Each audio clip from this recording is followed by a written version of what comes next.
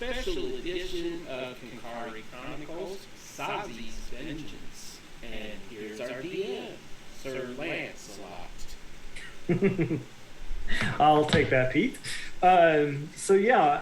Tonight is going to be a special episode. For those of you that are not familiar with what I'm doing, what started off as a little one-shot with Jen and Eric has kind of blossomed into a little bit of an adventure, and it's not a typical campaign. I'm calling it an anthology series because we're kind of jumping around in different points in time and telling different stories. So tonight we are actually going to jump to the past to tell the story of Sozzy and him meeting Kenkari. So I kind of do things a little differently than normally would on one of my other Oops All Clerics or Oops All Bard. Yes, it started it all. Yora. And so I also take the opportunity to kind of use this to play around with some different ideas, maybe do things a little different. So won't bend the rules, but maybe will allow the players some liberty to help tell the story. It's not necessarily about combat. It's not necessarily about winning or losing. It's more a narrative-based game. And so I have my wonderful players to join me on that quest. So tonight's episode starts in the city of Tirluck, and it is on the northwest portion of Cormyr, where the King's Forest and the Eastern Stormhorns intersect. The town of Tirluck is small compared to its neighbors, Evening Star and Arabelle, but it begins to kind of enter into the more less friendly areas of Cormyr. And so it's still an important kind of almost frontier town. It's also the hometown of Sozzy, and where we will pick up tonight's adventure. So let me zoom in here. Okay. And I'll tell you the first part, we're going old school. We're going to do a little bit of theater of the mind. So get kind of wrapped yourself in your headspace. And tonight we are going to start with Sozzy. You are in the home that you share with your mentor, Cairn. Cairn is he's an older gentleman. He is a paladin, Order of the Crown. He basically, there is a shrine to the god Helm in Tirluck that he manages, and basically is really the only religious symbol here in this small town. And because it's Helm standing for a god of oath and service and protection. There are multiple guards here that are kind of in charge of watching the Stormhorns and making sure nothing comes down this way. This is kind of an entry point into Cormyr. So the Helm is venerated here, and Karen was in charge of upkeep. He is a former Crown's Guard from the city of Arabelle, and he moved out here and has become a mentor of yours. He's beginning to train you, to teach you kind of the path of a paladin.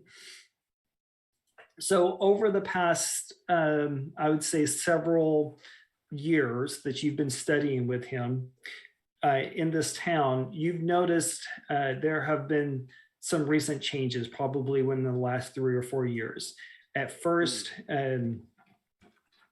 the unofficial leader of the town, Andrea, would come to Karen to seek his advice on how to govern the town, where to position troops, just the ins and outs of running the town. At first, they kind of excluded you from those conversations, but she soon realized that whatever she told Karen, Karen would tell you, in preparing you for this role to almost take over his responsibilities in the town. But probably within the last 6 months or so, you noticed a change. She comes by less and less. She spends less time with him.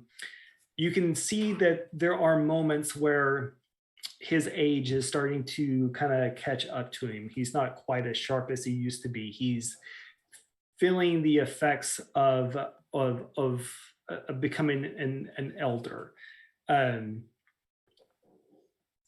The routines that she had established with him are beginning to fail. He's becoming at times frustrated, but he's still a paladin. He still has his oath. He still has his dignity and duty that drive him. You see him, he goes into these routines where he's spending more and more time at the shrine. He's spending more time cleaning it and taking care of his armor. You see this beautiful chainmail that's been on display. It has like the purple cloak of a crown's guard. He also has a spear that you have never seen him actually use in any type of combat, any type of training, that he keeps on the wall. And every week he brings it down without fail, polishes the wood, polishes the metal, almost in this dutiful routine from his days as a guard. And then he puts it up in its place of honor, next to the shrine and next to his armor. So this kind of goes on for like the next few weeks. There's also almost like a change in him. He's starting to kind of feel down. Then one day, Andrea comes in almost a heightened sense of urgency. She grabs and they sit down.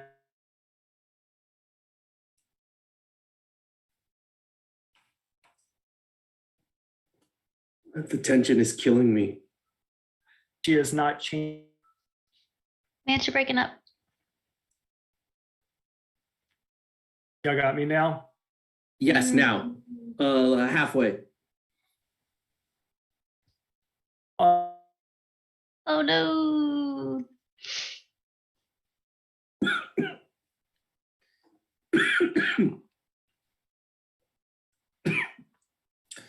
Well, I certainly am worried about what's happening. It seems that my mentor has been getting older and older, and weaker and weaker. It may not be long before I need to assume my mantle and step up to the occasion. I do not know if I am ready for it. I've also been sensing some tension between Karen and Andrea. I don't know what that's about. She used to stop by a lot more, and it's strange that she has not been any longer. I wonder if this tension is perhaps sexual in nature. Perhaps she was intrigued by Karen and realized that, an old man that he is, that he would only ever be truly devoted to his oath, and to the crown, as it were. I'm just vamp away. Oh, Karen, are you back?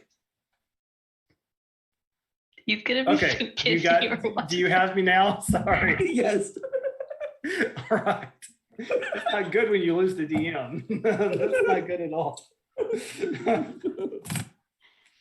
I heard Eric took great care of your pose. Don't worry. Well, no, I heard a good part of it. Oh. Good. I was just,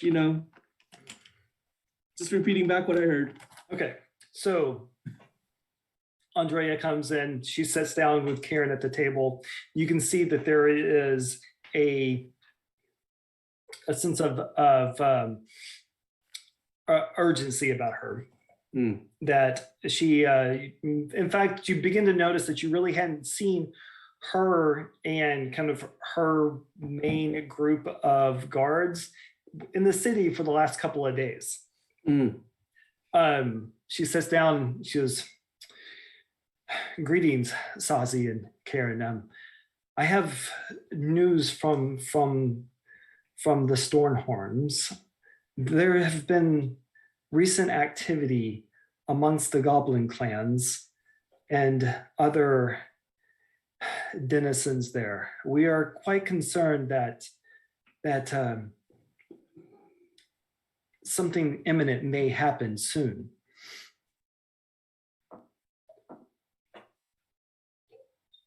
I do not mean to cause a panic, but if you can get word to Evening Star and Arabelle, it would be very beneficial.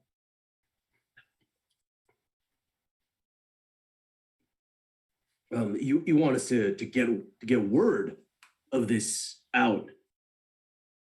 Yes, I've sent a couple of guards on their way, but no. I was curious if you had other means to communicate with your brethren back in Arabelle to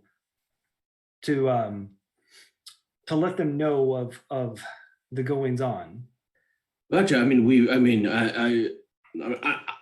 I'm the trainee here, so I don't know. You might need to speak with my manager, Ken here. He's much more well connected with the Brotherhood than I am. But what if I float you this idea? What if we allow Cairn, old man in his old age, what if we allow him to dispense with the communications, and I'll come with you to the front line to uphold the duty of protecting our village together. And you see Karen puts a hand on your shoulder, and you can still feel the strength in his fingers. Yeah. Sozzy,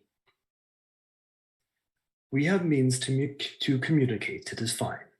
This is true, and I just find that sometimes, the best means to communicate with goblins is, with a punch to the face, as it were.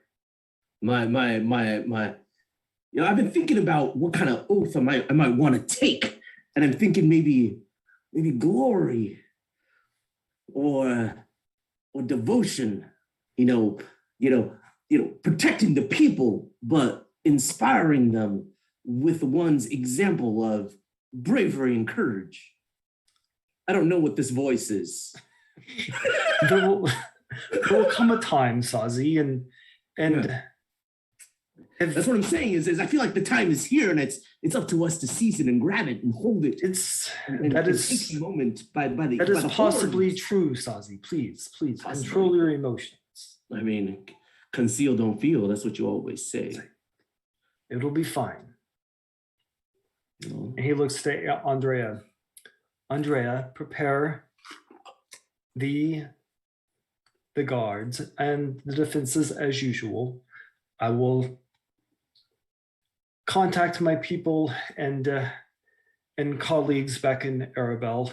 For the meantime, though, Sozzy, we have much to discuss. Please follow me. I will, wherever you will go. Absolutely, master. So Andrea takes her leave, and you see him. Normally, any type of sparring matches that you do is normally with like quarterstaffs or something like that, non-lethal weapons. And he has trained you in long sword, short sword, dagger, spear specifically, but never combat together. So he walks to a small armament. He takes down a spear and hands it to you. Oh, like a spear. like a spear. Like a. I'm like. What do you call it? Like, what do you call it? Is it blunted? Is it? No, it's a spear that they use to train the guard with. All right.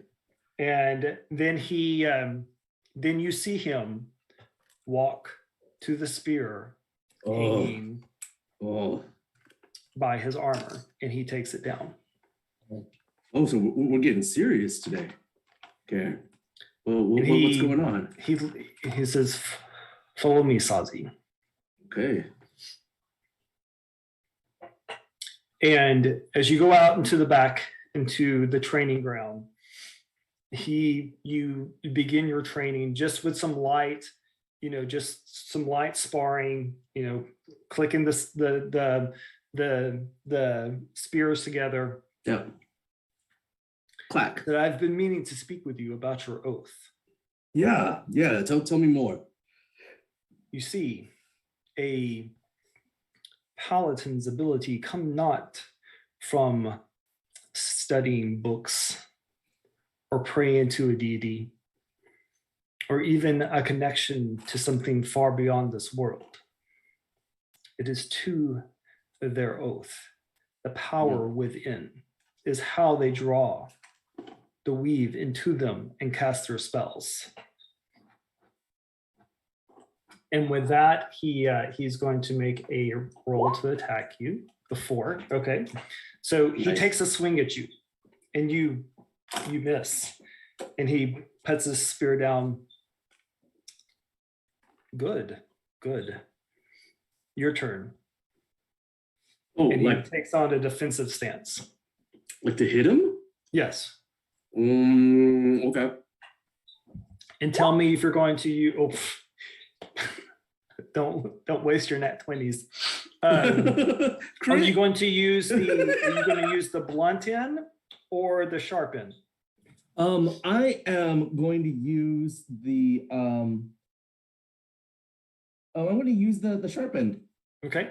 So you slashing, you getting good. You can actually see, you pull it a little bit. Maybe you're too invigorated, and you put a nice slash down his arm, and he looks at it and looks at you and goes, "Oh, sorry. For first time we've been training with the. Are you sure we don't want to go back to the quarterstaffs?" Sozzy, and you see him. He takes his hand and puts it over, and you see him close his eyes for a moment, as the wound begins to heal. It is time to take your oath. Have you considered your options? I've been kind of between these two, right? That I said earlier. I feel like. And as you're talking, he takes another swipe at you. Okay, yeah. And I'll say, there's something about, hey, you're trying to distract me? You can take it with advantage if you would like. Since I'm distracted. There you go. Okay. So as you're talking, he sits there, he makes a swipe up and a swipe down, and he comes down, and instead of he looks like he's about to hit you. And instead he plants the staff like right in front of you. And I need you to make a charisma saving throw. Ooh. Charisma saving throw. 21. Very good.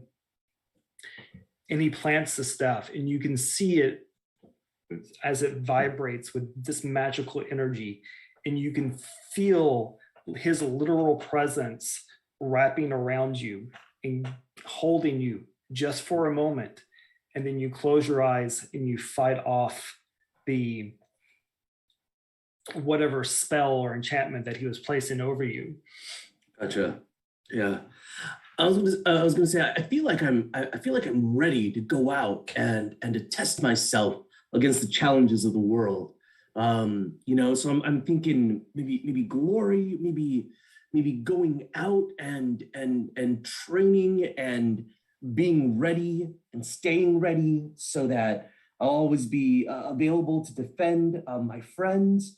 On the other hand, that wanting to go out there, I feel like that's my ego talking, right? That's that's me wanting to claim that name for myself. And I think if I were to look at a humbler, and he puts his hand up. Yeah, Sozzy, that was very impressive. What was impressive? I don't know if you did this,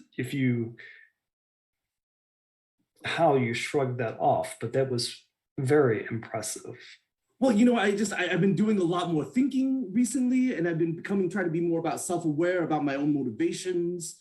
And I just really think that maybe like what I want to do is maybe like go toward more toward like a devotional path, like stay humble, stay a servant of the people. And he almost, for the first time in a very long time, he actually chuckles and laughs and lets out a laugh that you have never heard in quite some time. He slaps you on the shoulder and goes, Sozzy, I knew you were special from the moment that I first met you, but always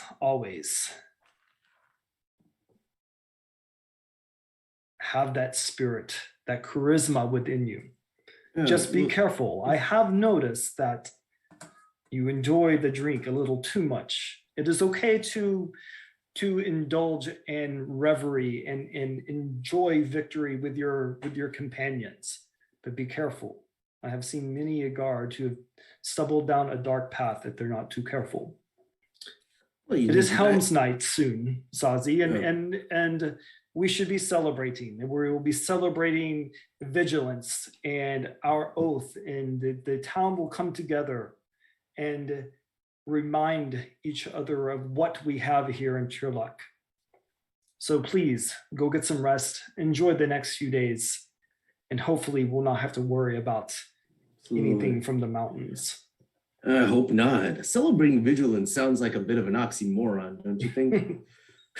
And he just chuckles as y'all walk back into the house. Cool. So now we're going to cut to a couple of days later, and the town is in full regalia for this little place. So what I want all the characters is to get a sense of what's going on. So basically, this small town, there's two main inns. There's the Old Man Inn and the Horse and Buggy Inn on opposite sides of the roads, and in the middle is kind of like a fountain communal place where everybody gathers. So basically what's going on is on the Horse and Buggy down at the far end of kind of where if you're looking at the map, it would be kind of coming in right here from Evening Star, is kind of a more well-to-do establishment that over in this area, there is a band playing, and there's a mixture of adults and kids, and just a kind of a family atmosphere.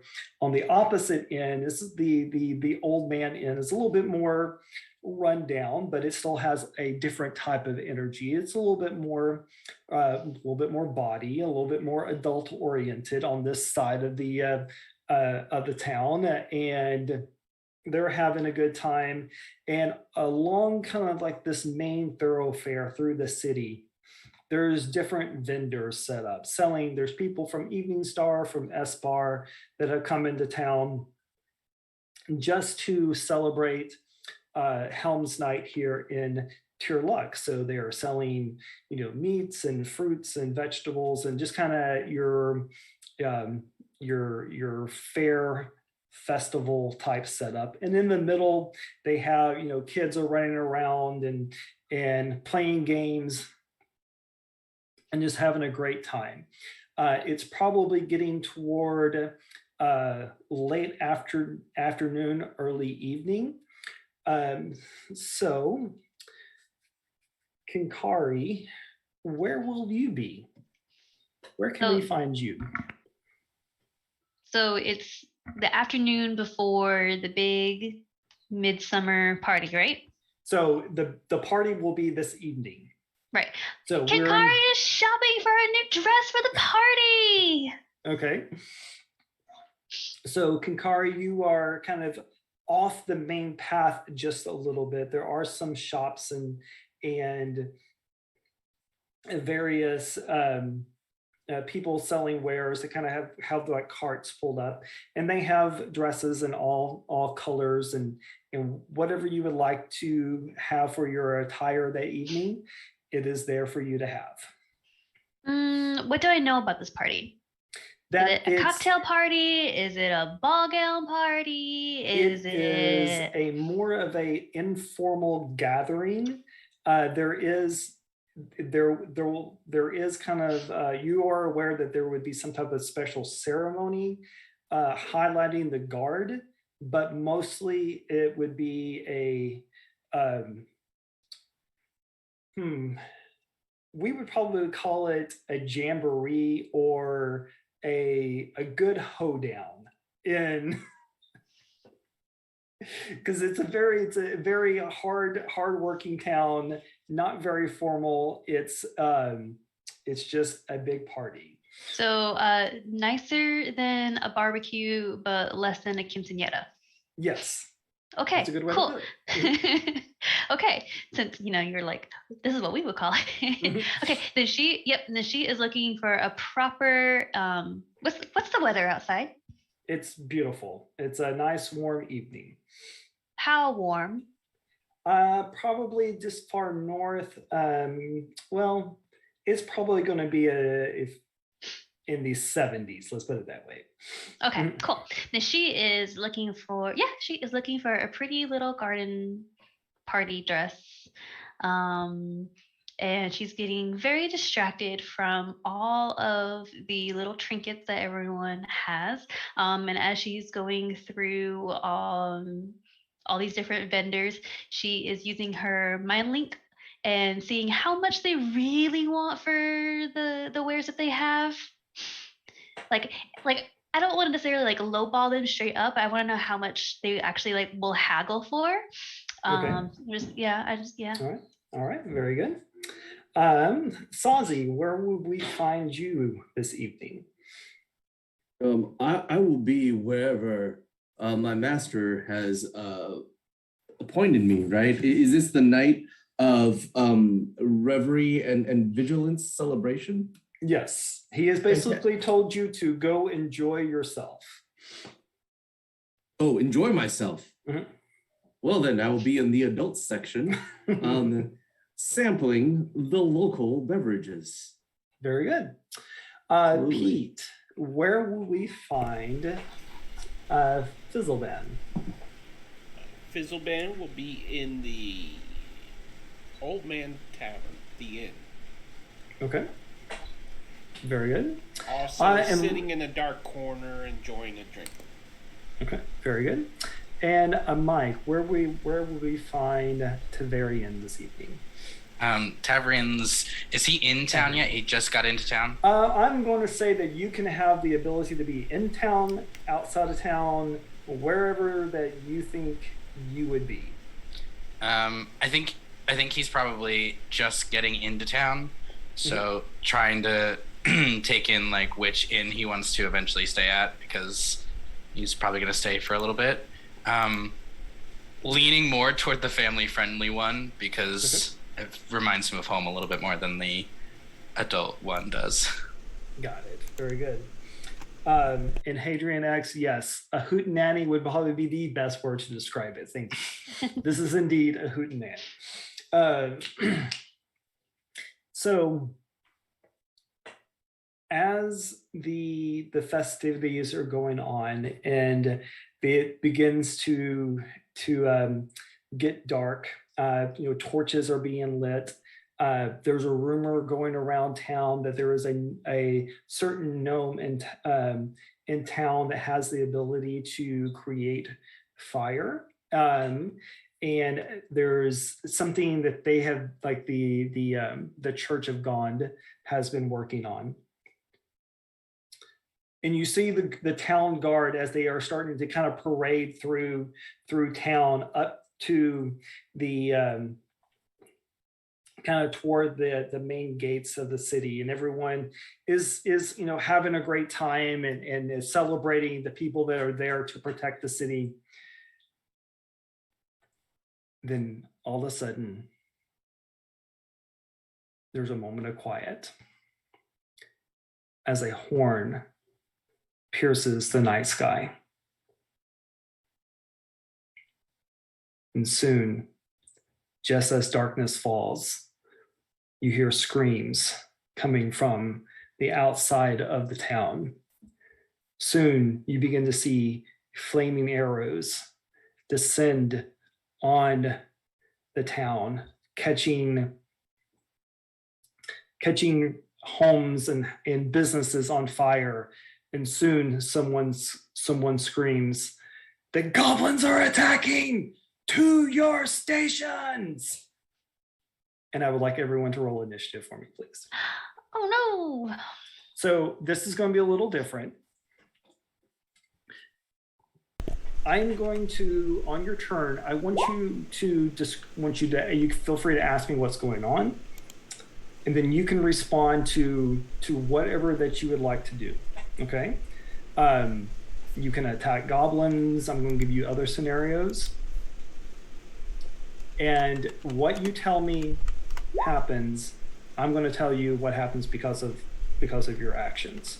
So this is again all theater of the mind. There is no map or anything like that. So go ahead and give me an initiative, so that way we can just keep track of who's going when. So 8. I'll take the 12 I rolled digitally. Okay. And Sozzy. All right. Yeah, I'm a slow 12. You're a slow 12. Yeah, my modifier is -1. Okay, so I'll give you an 11 just so you can bid. All right.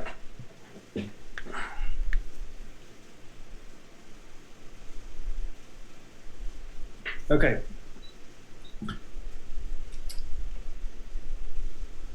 Tavrian, right? Yes. Okay. So you have been on heightened alert ever since you came into the town. You've been looking for signs everywhere. This is just a cover for you to get to know kind of what's going on in Turluck. So on kind of that closer side part of town, you see guards lining up, and there you can see that there are goblins that are charging them. The archers are up on a little bit of a hill, and you can see them arcing arrows into town. What would you like to do? I want to. Well, I don't. I don't know if I want to try and help the town or help the people fighting. I'll run out. I'm assuming I'm in a room. I've run out of my room, run out of the inn. Mm-hmm. I'll run to where the guards are. Okay. And just start kind of helping to lob. I'll cast Produce Flame and just lob fire back at them. Okay. Yeah. Okay. So for over the next 5 to 10 minutes, you join the ranks, and they kind of glance at you first, but they realize you're not a goblin, so you're not a threat, and you begin to summon your fire, and you're effectively just tossing flame into the ranks of the goblins, holding them at bay and keeping them out from the rest of the town. Fizzleban, what are you going to do? So basically, in the inn, there is now panic.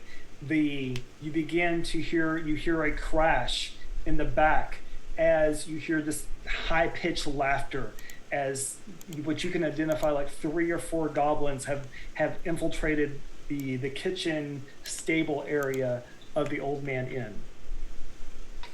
Fizzleban is going to pick up his quarterstaff and stand and just kind of look about, wondering what's going on because he's a little deaf.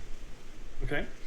So as you stand up, you see a goblin start making effectively Molotov cocktails behind the bar and just tossing bottles of liquor out into the crowd. Outside? No, into the crowd of the inn. Oh, good heavens. That doesn't seem like a very good thing. Where did I put that? Oh, here it is. And I will cast Chill Touch using my components. And I'll say, you stop that. And a hand will shoot out at him to touch him. Okay, go ahead and make your attack.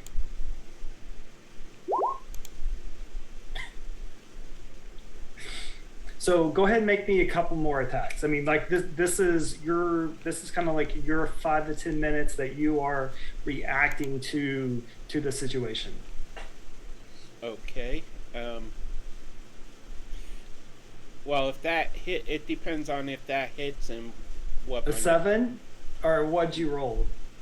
You have to still have to make an attack. So the 7 will miss.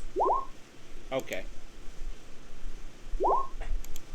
Okay, hit. Okay, so you're able to neutralize at least one of the goblins. You come over there, you touch him, and he goes, ah, and he just falls back, and so it's just chaos erupting around you. Sozzy, from the outside, you can start seeing you can start hearing shouts of more guards heading toward the back portion of Turluck, and there's some commotion going on inside of the inn. What would you like to do? I throw my drink down and grab what do I have any weapons on me with you me, have or you have your spear, just a regular spear or whatever you want to carry. Fantastic. I grab my spear and I charge for the inn. Okay. Yeah. I'm just so yeah. As you charge in, you see this older looking halfling trying, like, just seeing like spells are going off of him, and you see one finally connect and holds a goblin in place as 2 more come to his aid and begin to start just throwing vials of fire everywhere. Gotcha. I mean, no hesitation, right? I run right for the goblins. Okay. And I say to the halfling, I'll say, I'll cover you, and I charge in. Okay. Give me 3 attacks. Friggin-tastic. Let's do this. And I will hold any advantages until we actually get into a combat situation. This is just for narrative. Okay. All right. Perfect. So you run in there with the butt of your spear. You knock the one that had the chill touch. You just fly him off of the bar. You come back around, stab another one who's trying to get to the more expensive liquor bottles. You want to end that guy as quickly as you can. Absolutely. And then spin back around and catch his partner right in the chest, lifting him up and kicking him off of your spear. Fantastic. What do you call? I kick him off, and then I spit on his corpse, and then I turn around. Is there another one still alive? The one that's incapacitated right now from the chill touch. He's just unconscious. Yeah. Fantastic. Yes. I'll just turn to the rest of the inn. I'll be like, anyone else? Okay. All right. So we cut to you, Kenkari, as you are. Everyone around you is starting to panic as the sound of battle takes over the town. I'm sorry. And as you see, you kind of pivot around you begin to see there is a structure, one of these structures that and this had a middle-aged woman is it's caught on fire, and you see that the fire is starting to spread from as these stalls are really close to one another, and as they're starting to spread, you can start seeing people being caught underneath these canopies as they begin to catch fire. Oh my gosh, Kenkari's gonna go try to save people. And as she is like going and so yeah, she's gonna go to the first person. Yeah, it's not really gonna work the way that she thinks it is. But she's gonna, it's like as she's like picking these people up, she's gonna be casting sanctuary on them. Okay. And getting them, trying to get them away from fire, and yeah, she's gonna go start rescuing people away from fire. You run in the middle of this crowd of people with fire all around you. You call upon the power of Mistra, and your sanctuary spell goes off. And then as the kind of calm of the spell infects the people, the 5 or 6 people you were able to get in close to you, you can see 4 or 5 goblins just kind of staring through this imaginary shield at you as they're waiting for your spell to end.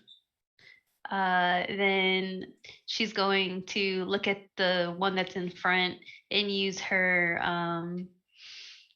what is the actual name of it? The mind link. Mm-hmm. She's gonna look at them, but in her mind, inside of their mind, she's gonna say, "You better not." And she's gonna like that's what they're gonna hear inside of their head, but she's not saying it, but she's like making like the gestures. Yes. So you can see them like visibly jump as they realize that something is speaking in their mind. So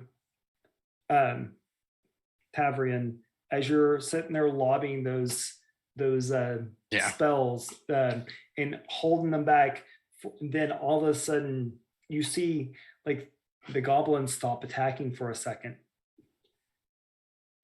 and then they almost part ways as this large wolf-like beast comes bounding forward with this goblin dressed in rags and bones on his head and this staff. He comes bouncing through the guards or through the line of goblins, and you see his staff, and he goes to cast the spell, and then there is a booming flash of light. The next thing that you see are 15 chickens scattered around. 5 of them just disappear into, just explode into nothing. You see a couple more of them begin to grow to about the size of a cat or a small dog, and they're almost like shooting firebolts at people. You see another 3 or 4 of them eyes begin to glow like this purplish color, and you see this purple energy beam flying out of their mouths. Lovely. A couple more just begin acting like normal chickens and start chasing people around. But you see one, and it gets bigger and bigger and bigger and keeps growing and keeps growing and keeps growing. And until it's the size of a large house. And all the guards begin to panic as its feet just step on guards, and it lets out this big. So I need you to make a Constitution saving throw for me, please. Oh, good. Oh boy. Oof. What was I? 19. Okay, so you see immediately almost 3/4 of the guards around you that aren't just the minds are being just blown by what they're seeing, all of a sudden just fall to the ground in a state of just pure shock as you basically succeed at being stunned. from the Oh. from the sound wave that this creature is putting forth.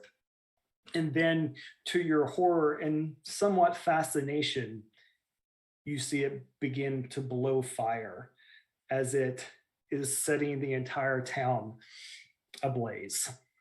That All is while not natural. this goblin shaman is just in a state of just bewilderment and shock and surprise and glee as what he's brought forth into the world. So what would you like to do? So I see the shaman is on the back of the chicken.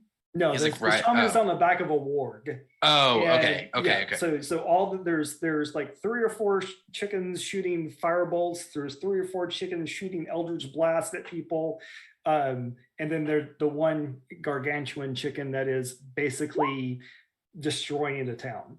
Does the shaman seem to be controlling the chicken that's destroying the town? I make a perception check. Okay. Oof. 23. 23. You're pretty sure that he conjured it somehow, but even the goblin doesn't quite look like he knows what happened. Good. Okay. That is not natural in any sense of the word. I'm gonna back up a little bit. Mhm. And I am going to I'm gonna summon my wildfire spirit Okay. in sort of a hope to kind of counteract the fire damage being done to the town. Okay. I'm gonna try and like pull some of that energy into my wildfire spirit. Okay. Which at this point will take the form of almost like a phoenix above me. Mhm. And I will like reach up and how far away is the shaman? The shaman from you was probably only about 20, 30 feet. All right, I'm going to run. The goblin line basically backed up from the guards to allow him to come forward. Kind of getting a little bit too angry almost. I'm going to run forward and like kind of maybe jump on a couple of the stunned guards back, just kind of like bound through them with my wildfire spirit above me. And then he's going to help me teleport to the back of the warg. Okay. What are you hoping to accomplish? I want to try and like grab the shaman and be like, stop this now. Okay.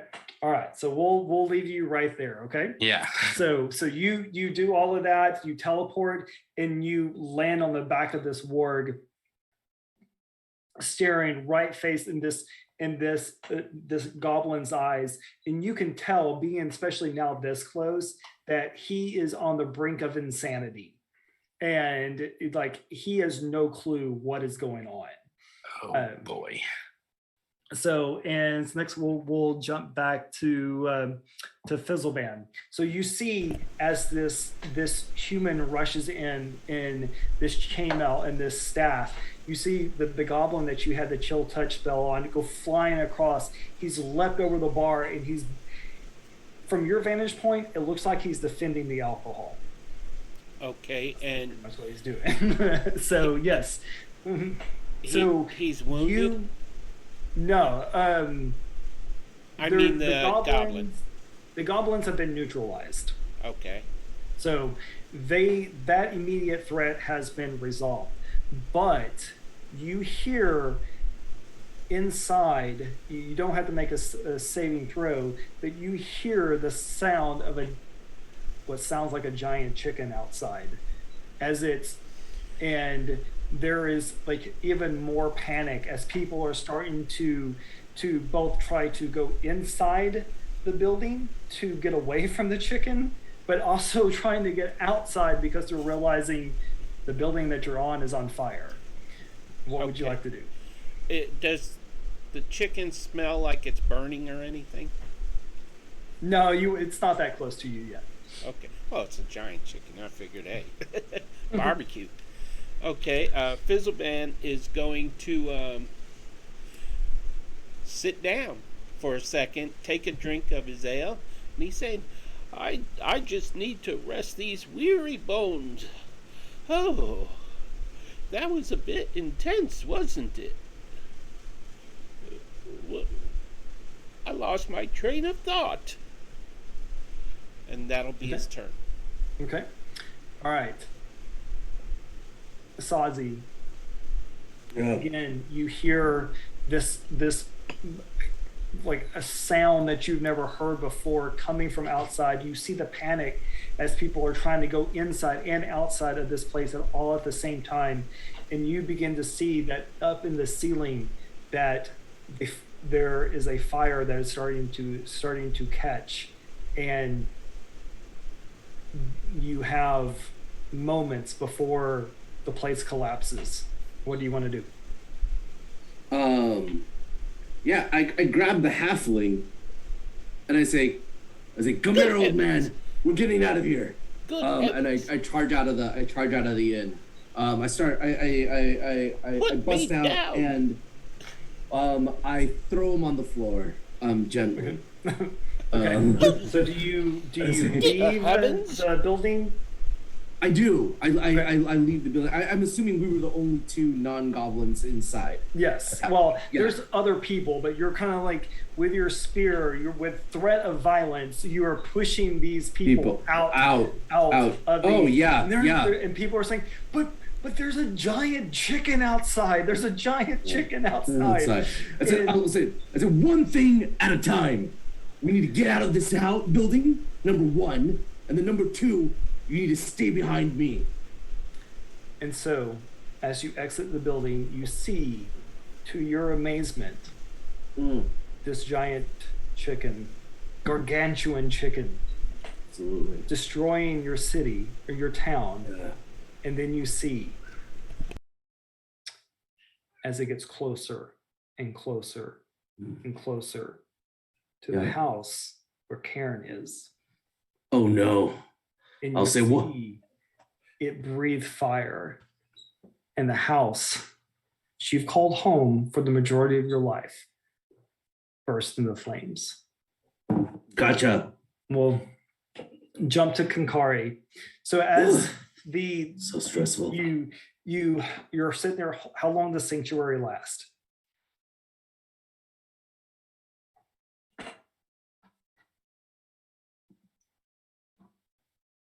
$1 minute. 1 minute. Okay. So the minute has passed, and you see the guards start coming in as people are starting to try to get bells of water to put out what flames they can. And to your amazement and surprise, you see chickens, probably 5 or 6 of them, flying around everywhere, and you see this giant chicken pass by you as it is heading to the back part of the town. The goblins are just like the guards. They are scattering. They have no idea what's going on. What would you like to do? I'm gonna follow the giant chicken. So you turn to your people that are with you, you nod, you drop your spell. Yeah, go, shoot, run, go be safe somewhere. Just go. And you begin to see this chicken, and as it's going back into the to the back part of the town, torching everything. Oh. In the midst of all this chaos, you see one person standing completely still, holding a spear, just watching everything unfold. What would you like to do? Kenkari's gonna go up like behind him and like grab him on the back of the shoulders. What are you doing? I just watched that thing fly over everything, and it's just catching things on fire, and you're just watching. Like, okay, it's okay. Like, I know you're probably like a little bit shook, and that's okay, but we really need to get out of here. I'm gonna go follow it, but I think. Wait, what are you wearing? A guard's outfit? Is it me? Yeah, you. Mm-hmm. Oh, okay, I wasn't sure if it was me. Yeah, sorry. Okay, cool. What am I wearing? Yeah, I'm wearing a guard outfit. You know, I've got a cloak. I've got some. Can I identify him as like part of like the guard? You would here? see that he does not have.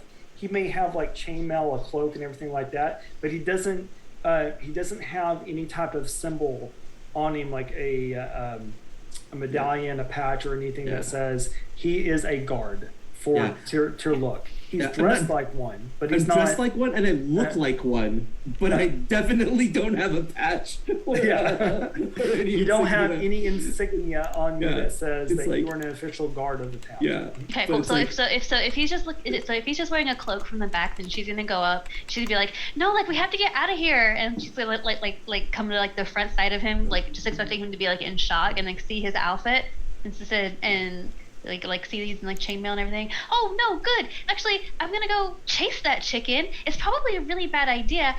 I am in a dress, and you seem like you might have a better outfit to come with me.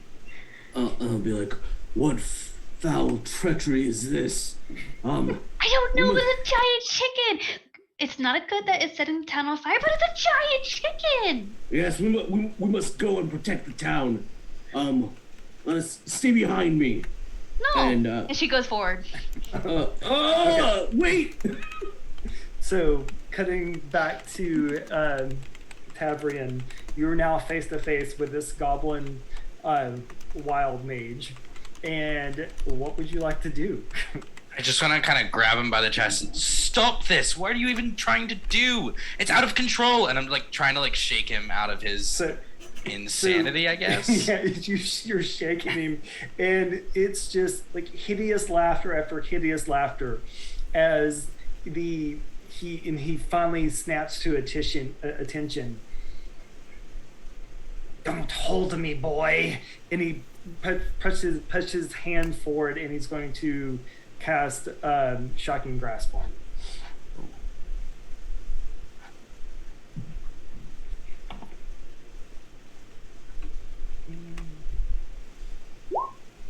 And he will miss.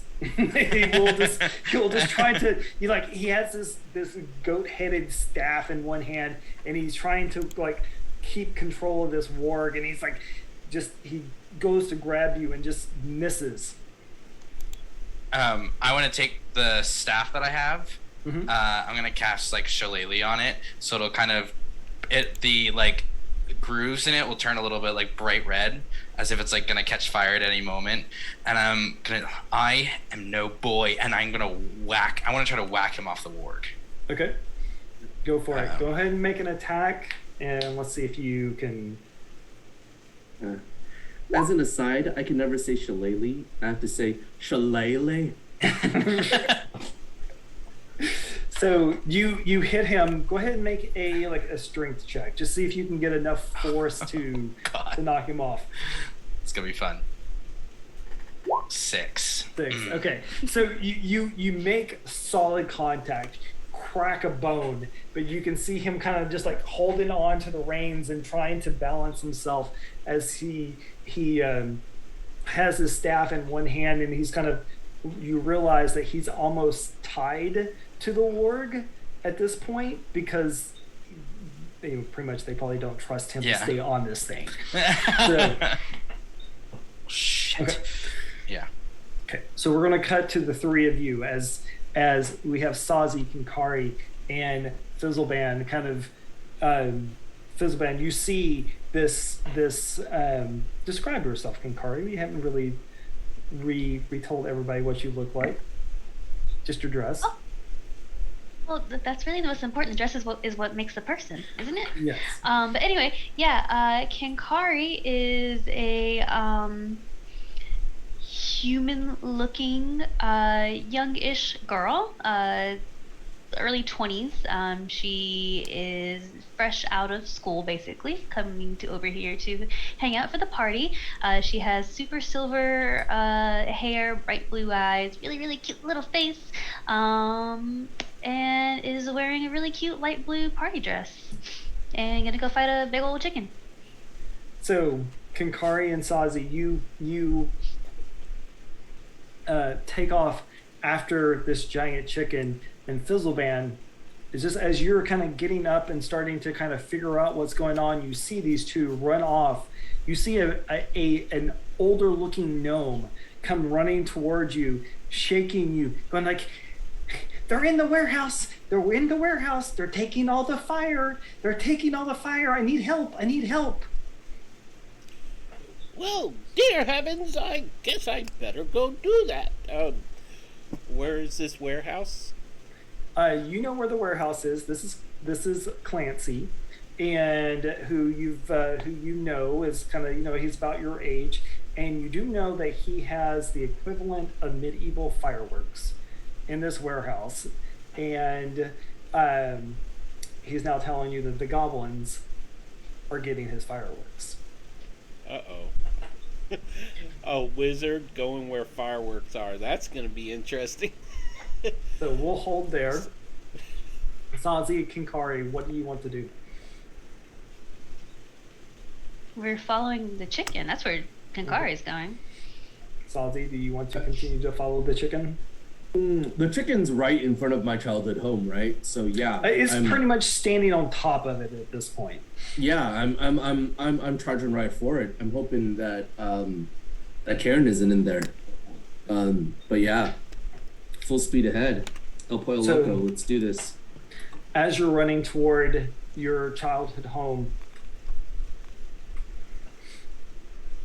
you see it burning out, and you see the best that you can. You see Karen trying to defend himself from this chicken, and off in the distance, you see this chicken bend down, and like the T-Rex with the with the attorney on the toilet, takes and just tosses Karen up in the air and swallows him. Oh no! I don't know if that's good for the chicken. Good for the chicken. And then as you're getting closer, you see, I mean, at this point, the chicken has just gone on a full rampage. He is beginning to leave it's knocked down the outside gate and is basically just traipsing through the countryside, headed toward the hills. And as you get close to the home and its burning embers, all that you see left is the shrine to Helm. What remains of a well-maintained suit of chainmail and the spear. Oh, it wasn't on him? No, it's basically laying in the debris. Got it. Oh. Kenkari is still trying to follow the chicken, and then when she realizes that she doesn't hear him behind her anymore, she's gonna stop and turn, and see him doing. Yeah, I'm torn. I think I acknowledge it, and I kind of like I put my hands. I like kneel by the armor and the weapon, and I put my hand on it and close my eyes for a moment. But I know it's gonna take me like half an hour to get this on, right? So I stand up and I throw my spear down and grab the spear that's on the floor, and try to like look for where the chicken is and start like going after it. So that would take you outside of town. Yeah, that's where I'm going. You do feel the magical energy of the spear. Tell me more. Do I or is it a mystery to me and you'll let me know? I'll let you know. You can sense that it even the wood, the metal, even though it has blemishes in it, it feels lighter. It feels much, just spinning it's balanced perfectly. This is not a common sword or a common spear. Okay. Then go ahead. So what did Kenkari see as like Sozzy's reaction to all of that? you probably see him pause and But just it kind doesn't of. seem to like outwardly affect him. I'll let Sozzy? Sozzy this say if you see any emotion. Gotcha. What when you say all of that, you mean like the person getting eaten by like that whole thing? Yeah. Well, so like when like you like stop, so like we were running, the whole thing happened. No! Oh, I don't think that's good for the chicken. What do you mean the chicken? Yeah. Right? Yeah. Like so like was it like oh that's just like the like oh no like it ate somebody, or oh no like it ate somebody who's really close to me. I think there was a little more anguish in that than that no than you would expect from it being someone. So then right? insight right? like would be like, oh no, like he's upset. Right. And I think if you had turned around when you had noticed that it wasn't there and saw me like down on one knee in front of a suit of armor and a shield and a spear, and like me like putting a spear down and like picking the other one up and like rising up with a renewed like sense of anger, but also vitality, right? Like this so really, I could like infer that you're that this is a personal emotional thing and not just like you're just like robbing somebody. Right. Okay. It's really like I wish you would energy, right? Gotcha. Yeah. Okay. I got a 22 on an animal handling check. Would that translate into Kenkari knowing that chickens have crops that you can like get things out of? I think you would know that if you were to catch up with this chicken and try to stop it, and even if it still existed by the time that you got to it, you could, I guess, in theory, we could just reach out his mouth and get the person, and it should be okay. They have a little spot, and I think your person might be actually okay. You're on mute. I said, that is great news. Then we do not have any time to waste. Let's move forward with haste. As this is going on, a little bit to kind of oh no, the town, the middle to outer edge of the town, you actually see and you hear an explosion, and you begin to see what looks like fireworks go up into the night sky. Oh, was I supposed to stop that? Oh no. So we'll cut to Tavrian as you're in this fight with this mage, and you can see that the guards are finally like collecting everything, and just the giant chicken was enough to basically break rank for the goblins, and the guards have been able to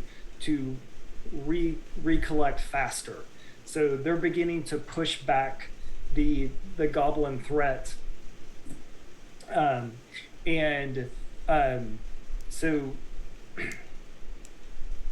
the goblin that you're on the ward with was like, get off me, and he's going to try to push you off. Is that a contested check? Yes. All right, I'll take the acrobatics of that one. Okay. Trying to, hey. There you go. And you seem to like he's pushing you off, and then at this point, other you're seeing the goblins run by you, and the guards are getting closer and closer, and have actually almost encircled this warg as it's beginning to snap at them. Excuse me. What would you like to do? looking at all the guards, I'm just gonna be like, well, seems like you've got it. I'm gonna go follow that giant chicken, and I'm gonna play like not playfully because I kind of don't like him. I'm gonna like shove the goblin again, just kind of like as much as I can, as I like reach up and the phoenix like again teleports me back towards town. Okay. And we both like take off running. It's flying, I'm running, to where I saw the giant chicken run towards. So as you land back in town, the same thing. You hear an explosion and you look up into the night sky, and there's something that you've never seen before. I mean, you can do this. You can change the color of your fire. You know, it's just like, it's not, you know, something not uncommon for you. Right. But to see fire of different colors blasting into the night sky, there's almost a collective like confusion as people don't know to be odd. Yeah, is it the goblins worried? attacking us, or is it the goblin? You know, like, what's going on? And so there's a sense of confusion even among the guards, like, this is really cool, but there's probably something wrong there.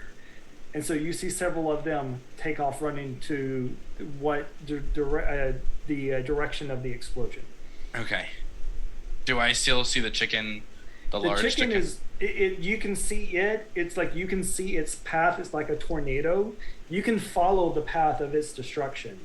Okay. And it's by this point it is probably, you may not even see it right now, other than the like a burst of flame that you see on the horizon as it's just going into the countryside. You do notice that it's going toward the hills, not the forest. Good, but also bad. I'm gonna try to make my way kind of along the tornado path that it's created, and see if there's like, if I can help people, if there are people like that have been crushed by things and things like that. I'll start to pick up through it, knowing that eventually I'm going to need to travel into those woods, but not right now. Okay. So as you're going along this path, and then you're just like looking at the carnage, and as people are trying to pull out, you know, anything that any survivors and treating the wounded, you see for the first time an old halfling and an old gnome moving as fast as their little feet can toward the direction of the warehouse. Is that your fault? And you see them just like pause in their tracks, and they look, this older looking gnome kind of looks up at you and goes, well, maybe. And he looks at you. That's a maybe? You don't know if it's your fault or not? Well, I mean, the stuff exploding in the sky is mine, but I didn't want it to go off now. There's more goblins there, so if you can lend a hand, that would be very, very, very nice. And it's like, come on. I go follow them. Fizzleban would have cast mage's armor on himself on the way. Okay. All right. So we have Tavrian and Fizzleban, and Clancy heading toward, with the guards heading toward the warehouse as more fireworks are beginning to go off into the night sky. Kenkari and Sozzy, you see a giant chicken disappearing into the hills. The remnants of your home holding the spear. And further into the city, you begin to see these fireworks go off.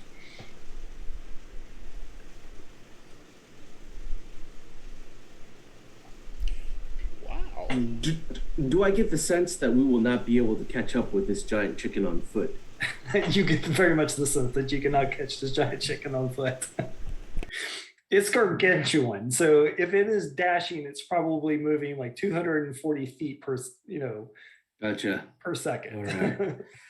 All right. I will take a moment and I'll say, I'm sorry, Karen, but I have to turn back and protect the city. I'll turn around. Wait, no, my name's Kenkari, not Karen. I wasn't talking to you. It was Oh. the chicken food, chicken man. The chicken's name is Karen? No, the person who was inside the chicken. Oh. Yeah, I just, he was my master and I grew up with him and he trained me and Oh, it's I'm like so this sorry. whole thing, but we don't have to get into it. It's okay. What we need to focus on right now is what we can do to protect the city. So let's turn around. I think there's more happening back there and there are more people who could benefit from our protection. Kenkari will follow this person. That's right. Wait, no, I'm Kenkari. I should call you by your name. I'm Sozzy. It's good to meet you.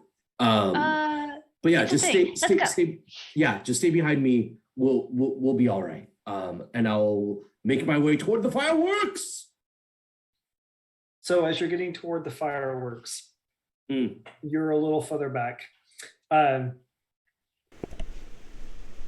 You see basically guards are trying to get rid of goblins in and around the area.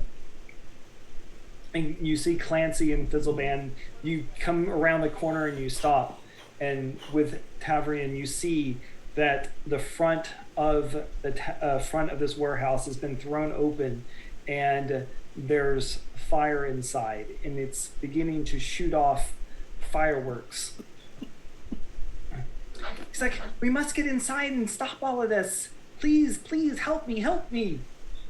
And you see him like rush into the building. That's not the brightest idea, but okay. I'll rush in after him. So for the sake of brevity, we will assume that everybody gets here.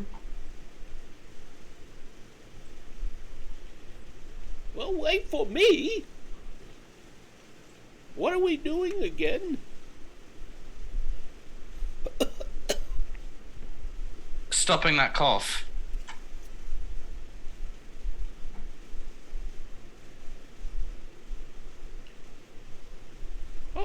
Okay. Oh.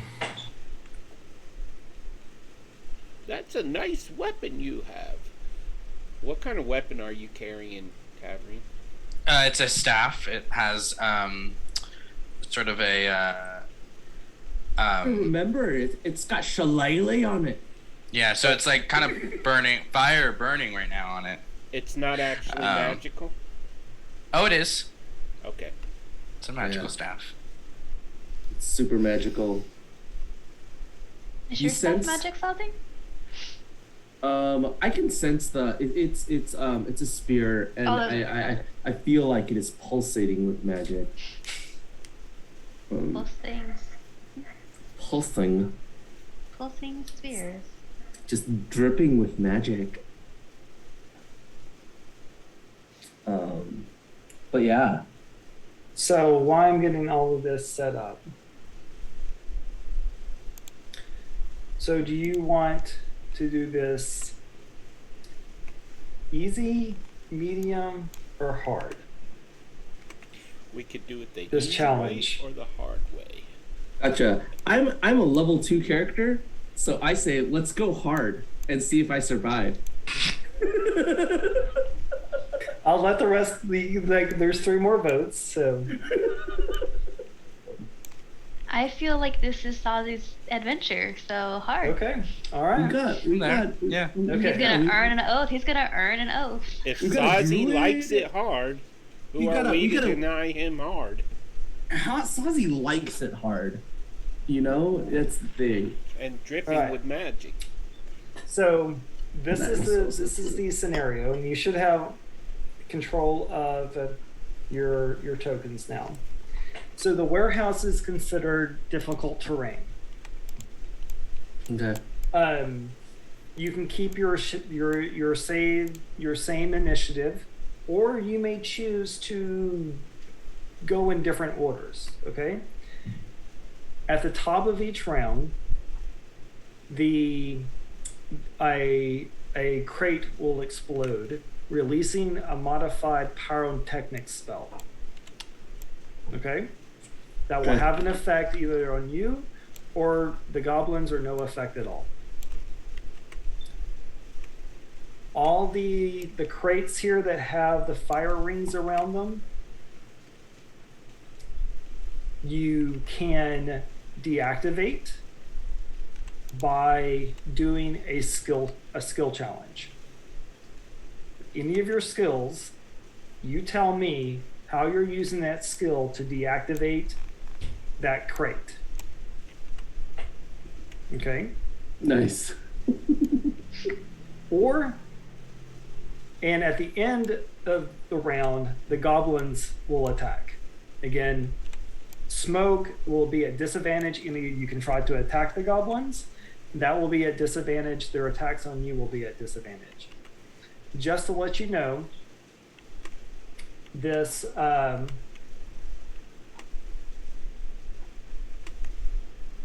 this top part up here, I'm sorry, my roll 20 is rolling slow, going slow. So these are a set of stairs right here by Fizzleband. These are a set of stairs that will get you to like an upper level that will allow you to walk. Okay? Got it. This is slightly above. So if you are up here. Oh, got it. That's like the catwalk. Yes. And right. then, But you can cross under the catwalk. You can cross under the catwalk here. Makes sense. So if you are up here, you can have normal movement, since it's above kind of like this the smoke, and you're a higher vantage point, but you will have to jump down to get to one of these lower ones. Or no, smoke rises though. Well, I know, but most of the smoke is is difficult terrain because of the whole place is on fire. You can't see. At least at the top, this is where the fire hasn't gotten to yet. Okay. I picked the wrong chiffon dress.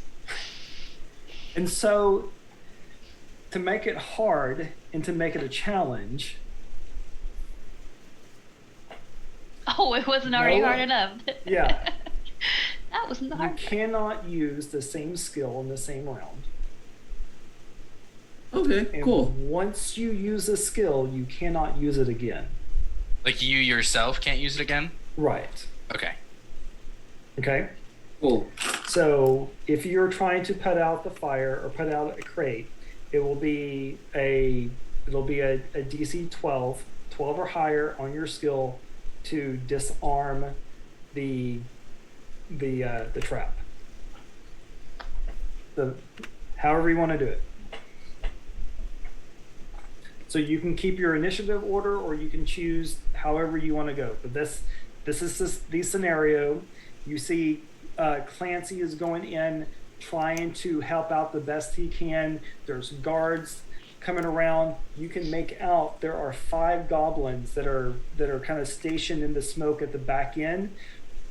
As more goblins are beginning to come into the warehouse in the back end, they basically have blown open the back of the warehouse, and they are throwing, they are finding crates that haven't been caught on fire, and they are taking them outside of the warehouse. Awesome. Who's up first? I'll go since I ran in right after Clancy. I will run in and noticing that it's a little bit too much fire that I'm used to, which is saying something. Kind of looking around. What are the little fire blasts on the map? So that's just letting you know that is dangerous territory. That it's more for effect. Gotcha. That the place is on fire. Mm-hmm. Gotcha. My wildfire spirit's going to take as far as it can go up to the ceiling. Okay. Just kind of watch from above if it needs to. Oh boy. I'm going to make my way over here, running in, and I'm going to try to disarm this one. Okay. I will use a nature check and like my natural affinity with fire to try and like pat out where I can, like Okay. with my sleeves and like things that I don't want to touch the fire, obviously, but and then try and like trying to figure out where the things are going to blow up from. Okay. Is this this is a skill that you're proficient in, correct? It is. Okay, so I'll give you advantage since you are proficient in that skill. Okay. Or this, guys, if you want to use some of your advantages that you've had from Chat. from chat, you may do so on this. So yes, okay, so you run over there and you quickly figure out there, through your use of natural abilities, that he is this gnome has somehow ground a powder together, and you now know that if you can suffocate the fire. So you use your cloak or whatever, and you suffocate this this barrel or this crate right here, and it's now just smoldering. Okay. And then my wildfire spirit, as a bonus action, I'm gonna tell it to kind of move. I know we don't really have a token for it, but it's gonna move as close to the goblins as it can. Okay. And is gonna try to shoot the ones with. They have crossbows. The ones on the top of this place. So you see two. He sees that two of them are sitting up on the catwalk, basically watching everything, take place down below. Okay, so it's gonna spit a fire seed then at this one over here. 1 or 2, or 1 or 4. Sorry. 1. Okay, got it. That is a spell attack for me. Come on, buddy! Yay! So 25 to hit. Yes, that will hit. He does a d6 plus 2. 8 points damage to the nice. one goblin. Okay. Up on the top, and that'll be my turn. All right, who wants to go next? I'll go since I would be the next one in the building. I am going to. Fizzleban is going to go up the steps.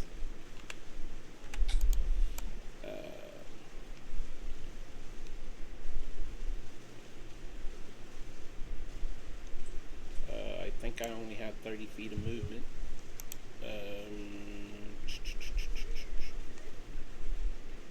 25 feet. Okay, so I'm back one. Could I see down below from here? Yeah, it's smoky, but you can still make out everything. It's just you're coughing and it's up here. You see the smoke is beginning to rise. There's enough space between the catwalk and the top of the building that there's at least some slightly more breathable air than there is below. Okay, mechanics question. If I were to use chromatic orb to make ice cubes shooting out, have it burst into ice cubes, would that douse the fire? You would still have to make a spell attack. Okay. Would that work to disable a trap though? I will allow that, since you're basically putting cold energy onto the Gond powder, and basically taking away any fuel for the fire. Okay. I am going to pound my staff on the ground, on the floor of the catwalk, and I'm going to say, Whiffleheim! And then shoot a chromatic orb of cold toward the one north of Tavrian, the ring north of him. Okay. And it'll burst into ice cubes to melt and put out the... Okay. So. All right, go ahead and make a spell attack.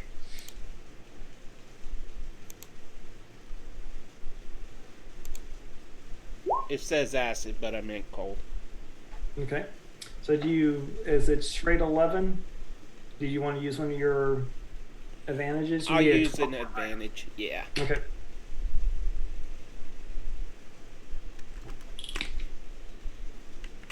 Tabbing windows is getting confusing for me here.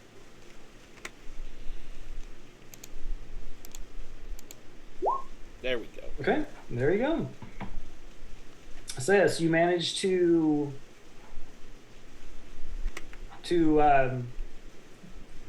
cast your chromatic orb of cold, and you can see as it basically drops the temperature around that crate and slowly drains the heat from the fire and causing steam to rise as it no longer is on fire.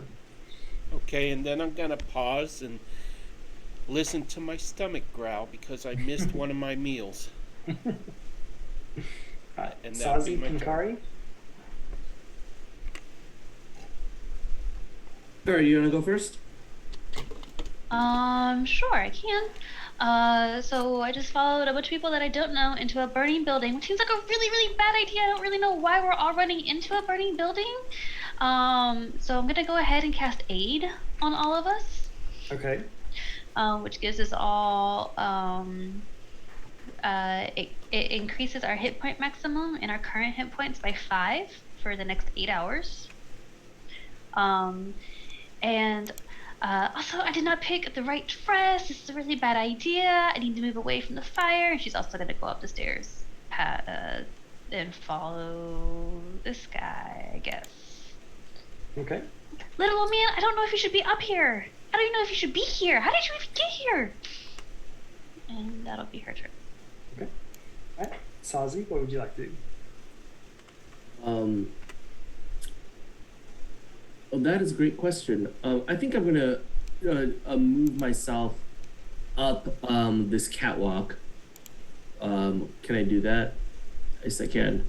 5, 10, 15, 20, 25, 30. Okay. And I think I will say a blessing for us all. And I will say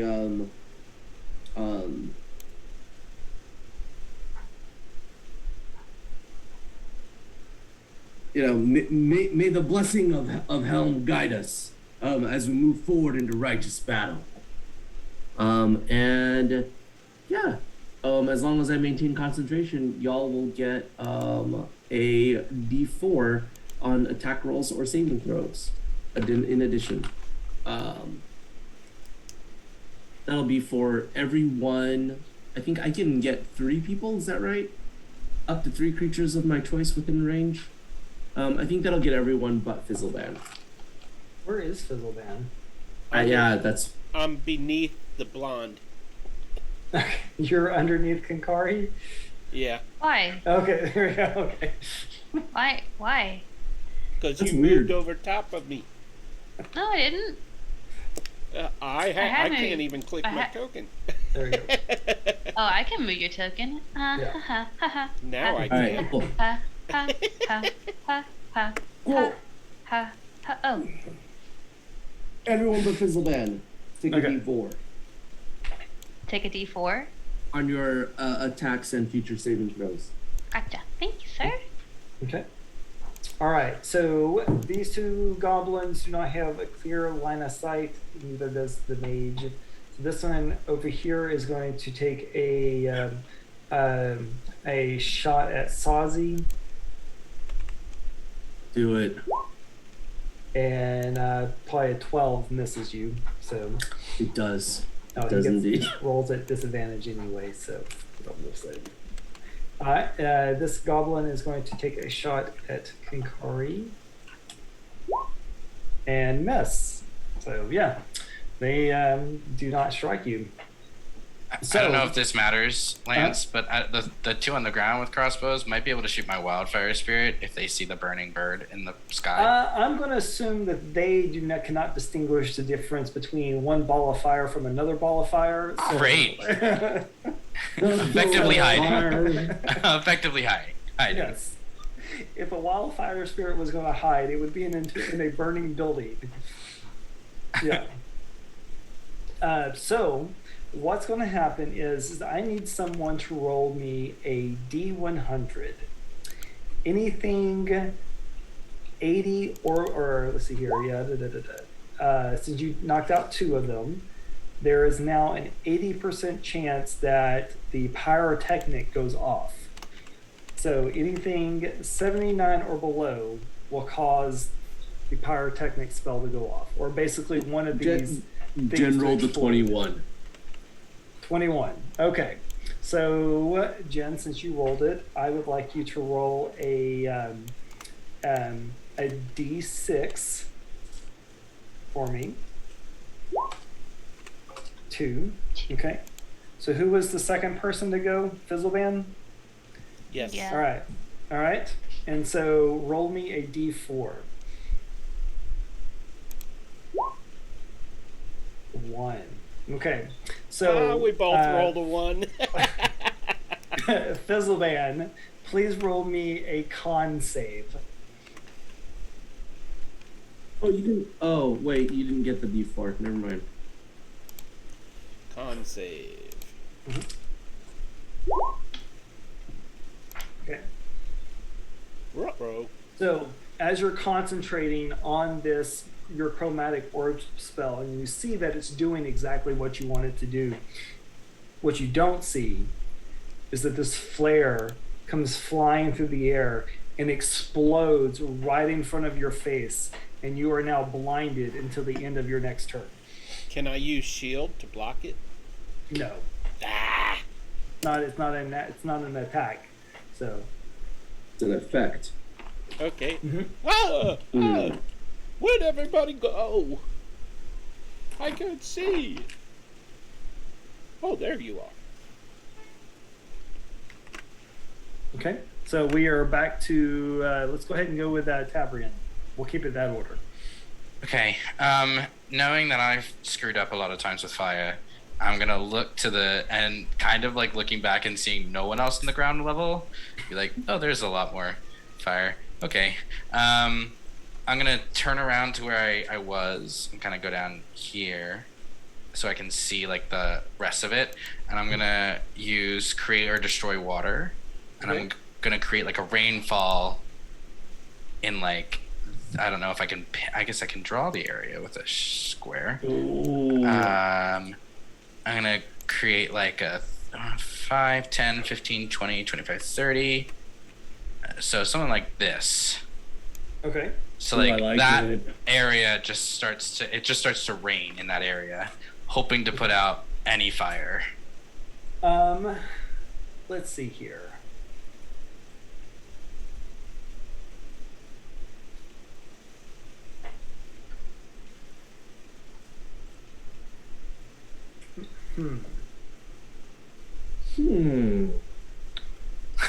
I think my whiskers are I'm burning. trying to think. You know what? I'm gonna say you're still tapping the weave, and you're still manipulating the weave to do your bidding. So I want you to make an Arcana check Oh God. to see if you can control your water and how many that you get. I'll let you have 1 for the spell. And Okay. if you roll high enough, I will let you, depending on what you roll, determines whether or not you get any of the remainders. Yep. Let's see if you can hold your water. Oh, okay. Can I roll with wisdom instead? Nope. Okay. You're manipulating the weave. So Okie dokes. this is an arcane ability that you're attempting to do.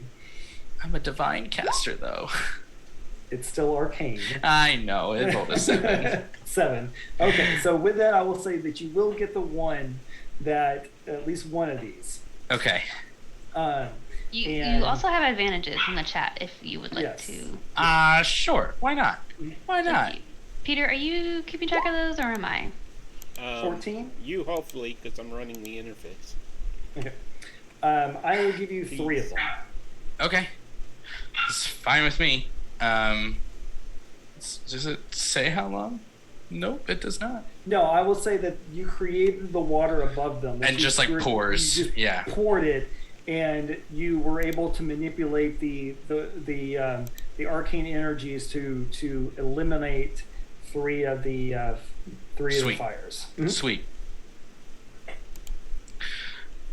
And then I'm just gonna call up. There's still fire on the ground. We should put it out, not just like run away from it. All right, Fizzleban, you are now blind. What would you like to do? Oh, sorry, I was managing the interface. Well, there's not a whole lot I can do. I'll just kind of stumble forward. Where am I? Oh, I think I singed my beard. And I'll start tapping my way to my right. At just a couple of feet, reaching out, trying to see if anyone's there still. Can someone help me?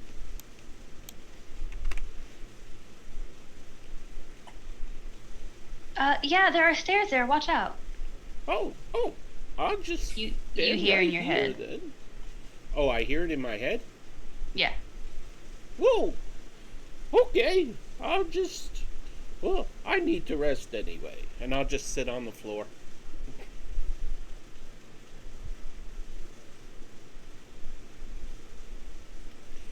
Uh-oh, we seem to have lost a god.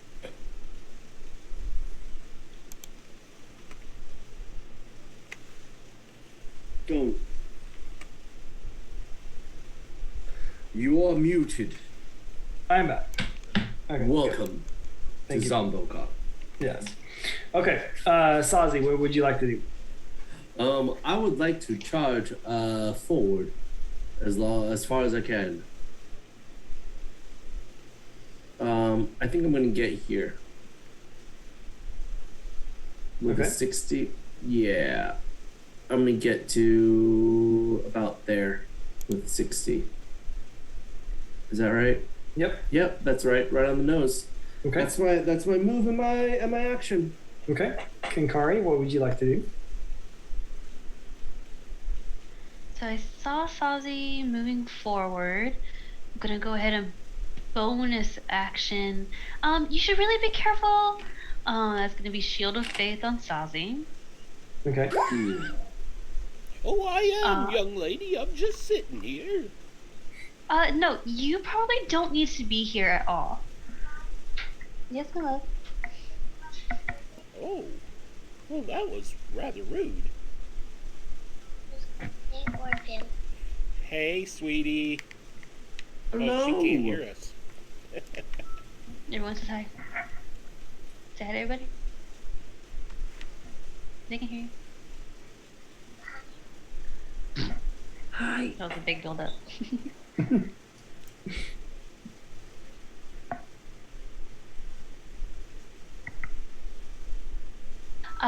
So bonus action is going to be Shield of Faith on Sozzy. I mean, the fire guy was right about putting fire out, but I don't actually know how to I don't have a way to put out fire. Fire is not my thing. Water is not my thing. So, her action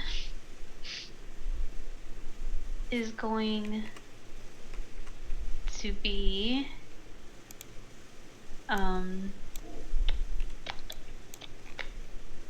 yeah, so she's gonna start helping the old man down the stairs, and she's going to cast resistance on him. Oh, something's got me.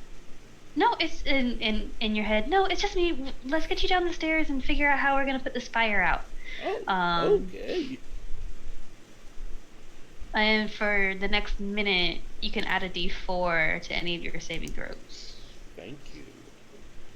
And I'm gonna help him back down the stairs since apparently he can't see or something. I don't know. Okay. All right. So Sozzy, since you have made yourself aware. Oh wait, hang on. Avrian, does your wildfire spirit get to do anything?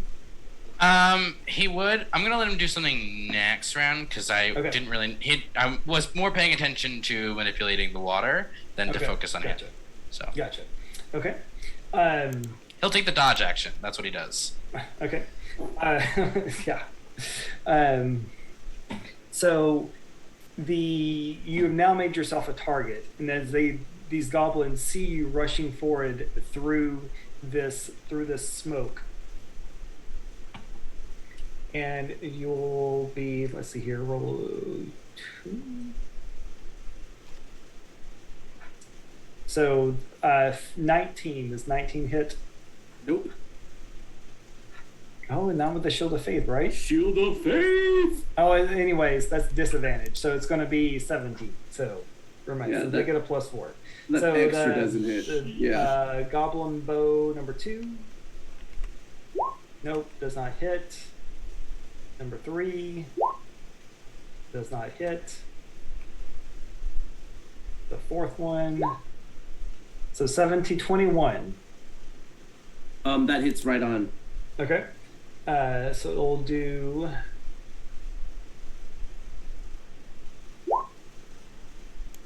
We'll do 7 points of piercing damage. Okay. Cool. And then the Goblin Mage is going to cast a Firebolt at you as well. So 23. Does that hit? That hits. That does. That does. So what's Firebolt? D10. So 8 points of fire damage. Woo! That's spicy.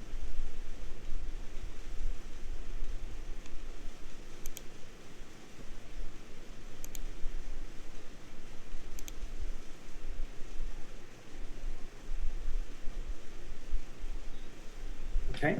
And so how many have we put out now? 1, 2, 3, 4, 5. Hey, there is now only a 50% chance of the pyrotechnic spell going off. So 50 or below, and it will go off. 51 or above, and it will not. 85. Bam. Very good. So you see this explosion, but you get a nice, pretty fireworks show in amongst all the smoke. Nice. That's very good. So we are back to Tabrian. Oh boy. Okay. I need to see how this ability. Oh, I can't do that yet. He can't do that yet. That sucks. Okay. How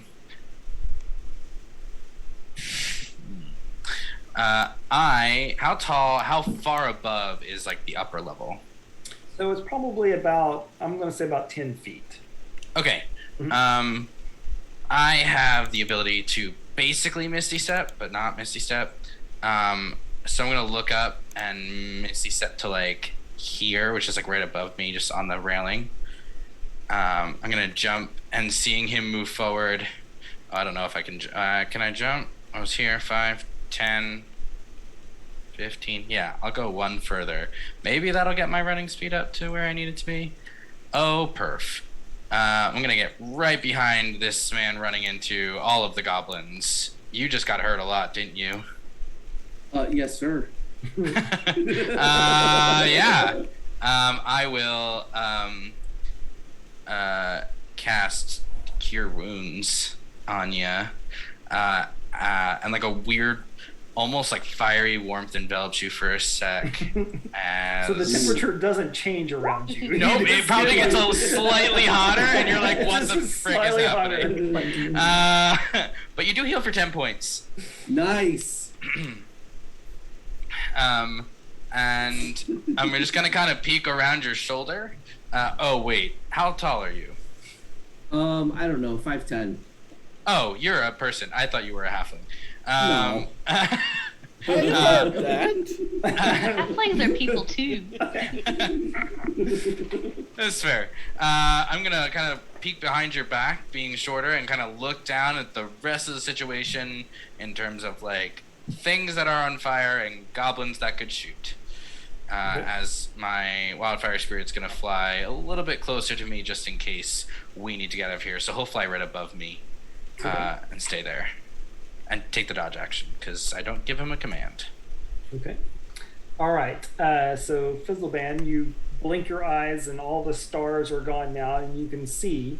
And you're kind of back in the corner and you can see that there's steam coming from various points in this lower level. You see the little girl, or not little, the young woman who is ran into the building behind you, and you see your companions are now a few paces ahead of you into the smoke. The girl would have led me down the steps. Yes. So I'm with her. And I am going to thank her, of course. And I'm going to say, oh, that's quite the nice crossbow you have there. And I am going to cast Magical Weapon on her crossbow.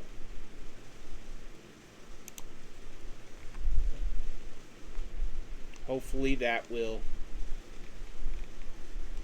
There we go. So it gets a +1. Okay. Making it magical for the time being. And I'm just going to follow along with her. Okay, so, but here's the thing, is that she's just wearing a party dress. Yeah, she doesn't have any weapons on her. I don't have any of my weapons. To make these hands. Okay. Cancel Become a that monk. plan. Become a monk, have magic hands. Yeah. Take off my shoe, the chancla. Okay, well then in that case, I just moved 15. I'm going to move another 10 to there and make my way toward the other crate. Okay. All right. Sozzy, what are you going to do? I'm going to charge forward. Okay. As I close distance, I'm going to drop and do like a forward tuck so that I'm like in a crouching position, and I'm going to just thrust as hard as I can. I'm hoping that dropping into a more crouching position will give me some kind of cover from the ranged attacks that have been hitting me, right? Okay. That's kind of the goal, but I will allow you can tell me if that works or not. Anyhow, I am attacking now, and it will be glorious. I did lose my blessing because of getting hurt last round. I forgot to roll my concentration checks, but I did just now. And does an 18 hit? Yes, it does. For 8 damage. Ha! And then what do you call it? With the spear still inside of him, I will attempt to kind of move the what do you call it? Pull it out and then hit it with my. No, you don't need to. Yeah, you're kind of. Is he down? Yeah, he's down. Fantastic. Fantastic. As my bonus action, I'm going to pick up his crossbow. Okay. Is it light or heavy? It's a light crossbow. Fantastic. I now have a light crossbow. With a negative dex score? Yes, with a negative dex score. Good. He can hit people with it. Yeah, it's now a blunt force weapon. It's a bludgeoning weapon. Just smack people with it. All right. Anything? I guess you're pretty much done, right? I think so. Yeah, Okay. I moved. Yeah, I'm crouched. I killed. Okay. Kenkari, what would you like to do? So Kenkari came back downstairs because that dude up there said to come back downstairs, and then you just went back upstairs. What are we supposed to be doing here? But she still feels obligated to protect this old man. So you said that we can go under this crosswalk. Yes. Yeah.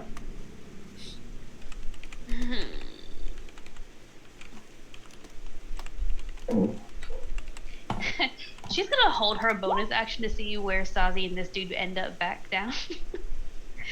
Or I don't know. Oh, I don't know what to do. God.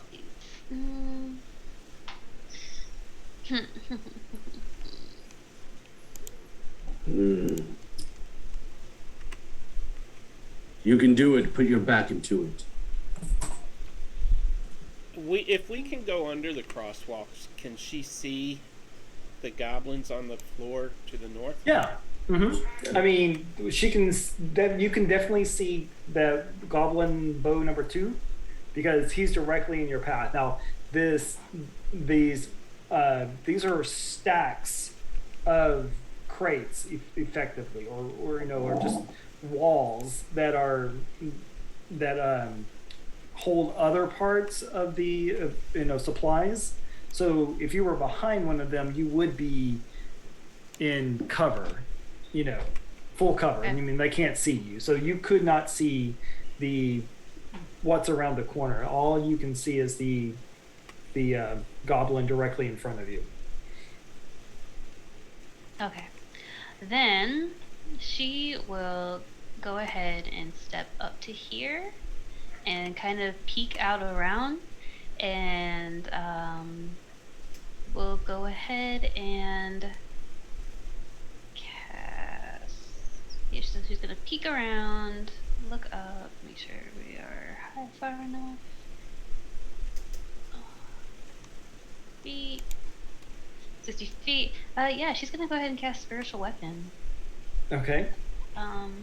Right next to this guy.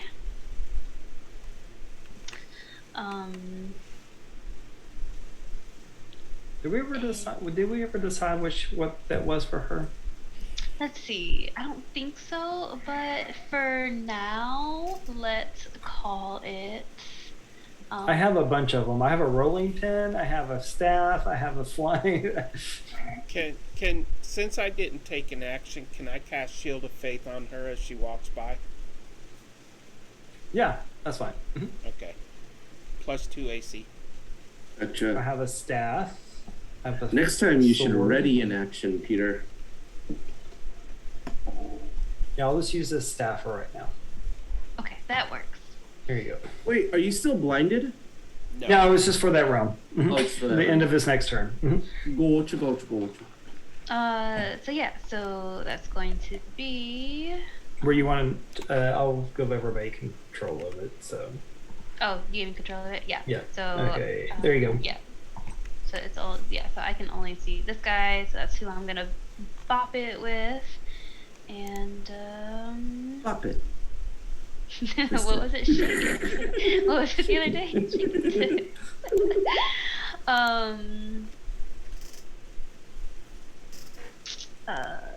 Yeah, so we roll to hit, which I don't think it has any.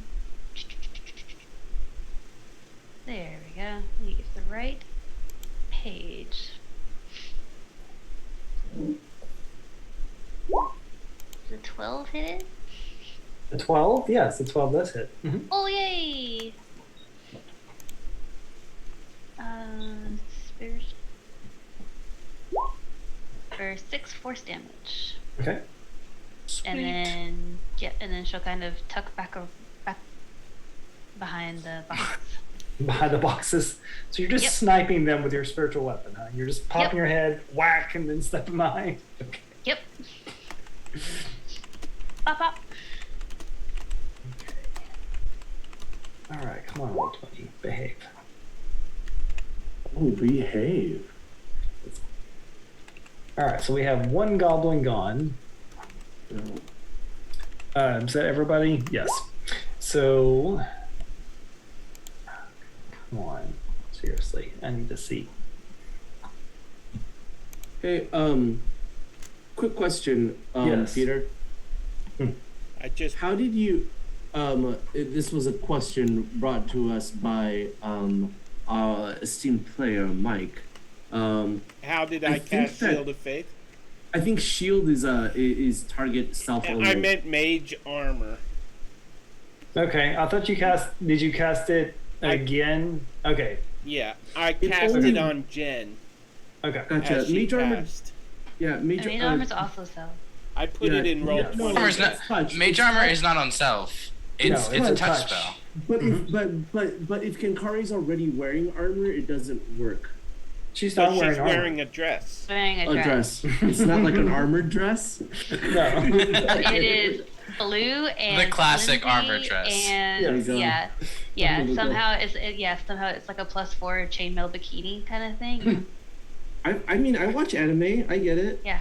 But I put it in the roll 20 chat, correcting myself. Yeah. Google. So it's 13 plus your dexterity modifier. Okay, so that makes it 14, which would be my armor So- class with my shield and my armor anyway. Woohoo. Nice. Yeah. Oh, I think our DM's frozen. No, Lance is always sitting like this. Have you never talked to him ever in his whole entire This whole time, he's been like this. full time? I've got my thinking cap on.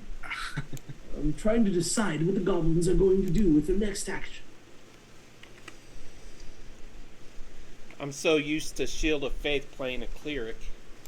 Later. So I was like, "There's that cleric coming back in for Yeah. Right. Yeah.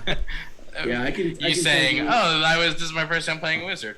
Yeah, I can tell you're playing you're a cleric main for Okay. show. Anyways, what I was getting at, Sozzy, is that there is like a railing that you can hide behind, so it's going to give you like an additional like +1. But I mean, it's still they can still shoot you through it.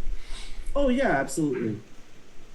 But I mean, like I said, all the attacks are at disadvantage because of all the all range attacks are at least because. Oh, of they're all the, at disadvantage anyway. Cool. Yeah. Mhm. Cool. I don't know. I don't know that. I'm trying to take cover. So Oh, yeah. that one first, the first goblin bow misses you. The second one, yeah. So even 18. Or no, that misses. The goblin mage misses, and this bow guy is going to shoot at you, Tavrian, Man. Oh, lovely. Yeah. and miss. So Okay, good. This Mhm. yeah. Okay. This Shield of Faith is awesome. Thank you so much. at low levels, it's very good. It's so good. Yeah. +2 AC is Uh, amazing. Yeah. Okay, so again, no more fires are out, so there's still a 50% chance that the fireworks explode. I got it this time. Okay. Yeah, someone else's turn to go. Oh no! Yay! All right, roll me a d6. Oh God. 3. That would be Sozzy. Yeah. Roll me a d4. Oh, I would be so excited too. Right here. /RD4. A 1. 1. Okay, make me a con save. Okay. Come on. Con. Oh, very good. So again, as you pick up the crossbow and you pull a move, you're leaning up against the railing of this crossbow, and so next thing you know, you see this like explosion on the side of your face, and you put the crossbow and it just shields you from the blast as a firework explodes next to your head. And you are Nice. not blind this round. Perfect. All right, Tabrian, you're up. I'm gonna walk up to Sozzy. You're pretty good with that speed. Do you want to get down there? Sure. Okay. There's still the guy across from us though. We'll get him in a sec. What is going on with this person? Sorry, I've been like, That one, he Yeah. is basically, you've been able to discern, like, he is kind of in charge of the operation. got He it. is shooting fire. He's been throwing fire bolts, but what y'all are watching, especially from right here, is a goblin will come in, grab a crate, or 2 goblins will come in, grab a couple of crates, and run out. From your vantage point, you can see outside this hole that's been blasted, and there is like a a couple of goats or a donkey or something in like a makeshift cart, and they're loading. There's 3 or 4 other goblins out there, and they're loading onto the cart. And make a perception check for me. Nope, that's an 8. Okay. They're loading stuff onto a cart. Well, Yep. Let's go. I'm gonna put my hand on him. My wildfire spirit has followed me over here, and I will. This is how it has to be because it takes its turn after me. So I'm gonna hold my action to make an attack. Okay. Against the goblin that I'm about to appear in front of, but not yet. And the wildfire spirit's gonna teleport us, both me and Sozzy, 15 feet. Okay. That's awesome. The only thing is, it's gonna teleport us just straight across and then drop us because it's 15 feet total and it's like 10 feet from the ground and I need to get next to someone. So 15 feet next to us is this way, but like 10 feet in the air and then we drop. Okay. Both of you make acrobatic checks for me, please. Could they land on the guy? No, I don't think they can. I'm not aiming for the guy. Yeah. 12. 12. Both of us. 12s. Okay. I will say that you successfully land without penalty, but you're each going to take 3 points of fall damage. But Worth it. You will not be at any type of disadvantage to any attacks or defense. Then I want to, as we're teleporting and we like appear, I'm gonna take my staff and as we're coming down, I'm gonna slam the goblin that I'm gonna be right next to. Okay. No longer blessed, right? No longer blessed, unfortunately. Yeah. It's all good. I lost my concentration. That's a 13. That will hit. Woo. It should be +4, so it should be 11 points of damage. Okay. Well, yeah, I'm just gonna call that because that's cool. So the extra force from falling, you just basically, just give me a good description of how you take out this goblin. I want to come down and there's like the top of the staff is like a sort of like an orb on it, and I'm gonna like almost like holding it like a broom. I'm gonna come down and like smash it into his head. Okay, you make solid contact, and you see this goblin's eyes just bug out, and then he just collapses to the ground. Sweet. Okay, that was sort of as planned. Sort of, not exactly. Okay. All right, Fizzlevan, what would you like to do? Fizzleban will head over to the right there. I'm assuming the rain has stopped. Yeah. Okay, so 10, 15, 20, 25. You can get there. Yeah, you can get there. Mhm. And I am going to try to disarm it Okay. with... What skill are you going to use? Not nature, Well, because you can't. Well, he can use nature, but I can't use it again, right? Was that the deal? Yeah. Okay. Wow. I can use any skill as long as Any skill, as long as you can tell me how you're using that skill to manipulate the situation. Okay, I'm going to use Arcana Okay. to examine the to see if there's anything magical about the fire, and in the process figure out how to Okay. disarm I will it. allow that you have spent enough time with Clancy that Arcana I will give you that opportunity. So I rolled a 9. roll with it. Since it's a skill that you are proficient in, you can go ahead and roll again. I'll give you. Oh, thank you. Please work. 14. There you go. That Mhm. worked? Yeah. Yay! I put out another one. Mhm. Ooh, chakalaka. Ooh. And I'm gonna say, every worm has its day. And that's the end of my turn. Okay. All right, Sozzy, you plummeted from the sky as this elf-like creature that has now warmed you and teleported you. So y'all are very close right now. Absolutely.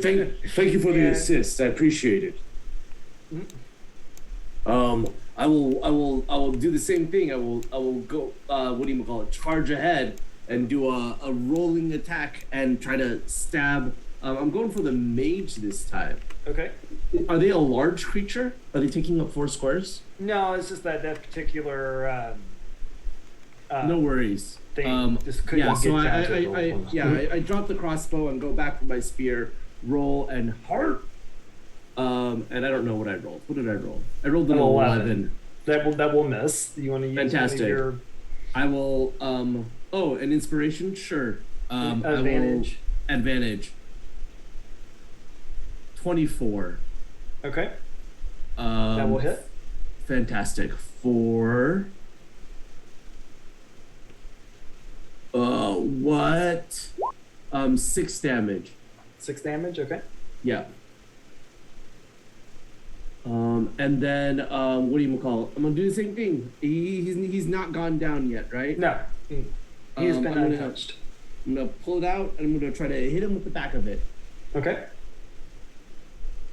And I think that's just one of these. That will hit. And then I think it's a D4. Is that right? Yes. Okay, cool. Plus your I'll strength. just- Is it plus your strength bonus as well? Yeah, if it's Polar Master, it's still Yeah. like a normal attack. It just becomes a D4 Cool. instead of a D whatever. So, max damage for 7. Okay. How is he? He's still looking good. Fantastic. Or he's still up. No worries. I'm gonna expend. Change your mind there. Yep. I'm gonna expend a spell slot, and I'm going to what do you call it? As the end of it connects, I'm gonna just what do you call it? Channel my righteous anger into it and try to hit him a little bit harder than I otherwise would. Okay. And that will be another 7. Okay. Yeah. Pop. Well, you hit him with your spear and just flip it around, call upon your just your innate paladin energy, and you smash him in the face, and you see him crumple and go down. Nice. I spit on his corpse. Don't cheer that part. I cheer everything else but that part. I turn to the goblin next to him and I say, "Who's next?" So this is kind of a theme for you lately, Eric. What do you mean? The Spitting on aggression. people? Oh. All right. I'm working some things out, Pete. Yes. Kenkari, what are you going to do?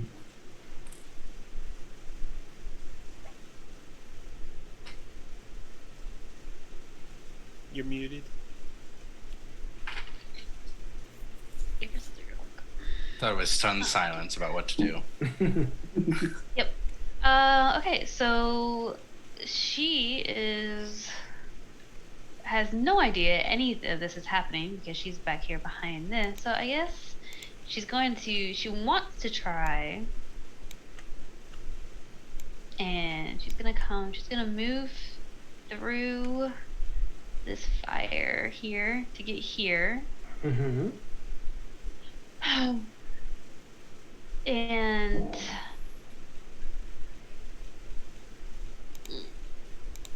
okay. So I don't, but I still can't see anything technically. So if I can't technically see anything that's over there, can I move? Can I move my spiritual weapon to over on this guy? Yeah, I would say that Okay. you're basically doing that like a strafe maneuver where you're running Yeah. and you're keeping your head. Basically. Yeah. Yeah. Yeah. Protect the dress, protect the dress. Mhm. So as you're doing that, and you're picking your target, and you're mentally moving your spiritual weapon over, make me a perception check. As you're starting to see everything kind of around. A 10. Okay. Well, you see, just for a brief second, there is one goblin visibly concerned. Like, he is not helping. He's kind of looking, his head is on a swivel, and he's looking around, and does not have, and he's kind of looking in your direction. It doesn't see you, but doesn't have any weapons in his hands. And he's not trying to help them with the crates. And that's all you see. Where is it? He is kind of back here. Off the kind of off the map. On the other side of the warehouse. So behind this is more warehouse, or is that like a window? That is a hole that's been blown open, and there is like a wagon and some animals, and they're loading everything up right there. Is that who this is? No. Or okay, It's okay, a different. so it's not even on the map. Okay. Yeah. Okay, cool. I will file that away for later, and I will let my spiritual weapon bop this boy.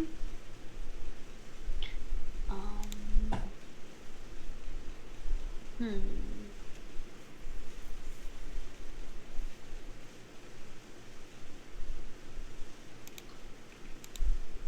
The 19 to bop. Yep. And an 8 force damage. Okay. Anything else that you want to do? Nope. Do I don't think I don't think I have any bonus actions. That's weird. Nope, that's it. Okay. So, Tavrian, what you see as you see Sozzy spinning, you see this staff spinning in the air with this blue aura around it attacking. You see that there is beginning to get panic set aside into the outside of where you are, that there's now goblins trying to flee this area, and you see one goblin turn and look at you. Think like Dobby compared to the other house elves, if you're a Harry Potter fan. Yeah. No, I got you. Okay. He turns If you're and a Harry Potter fan. he turns and looks at you and goes, "Stop! No harm! And then everybody around you freezes.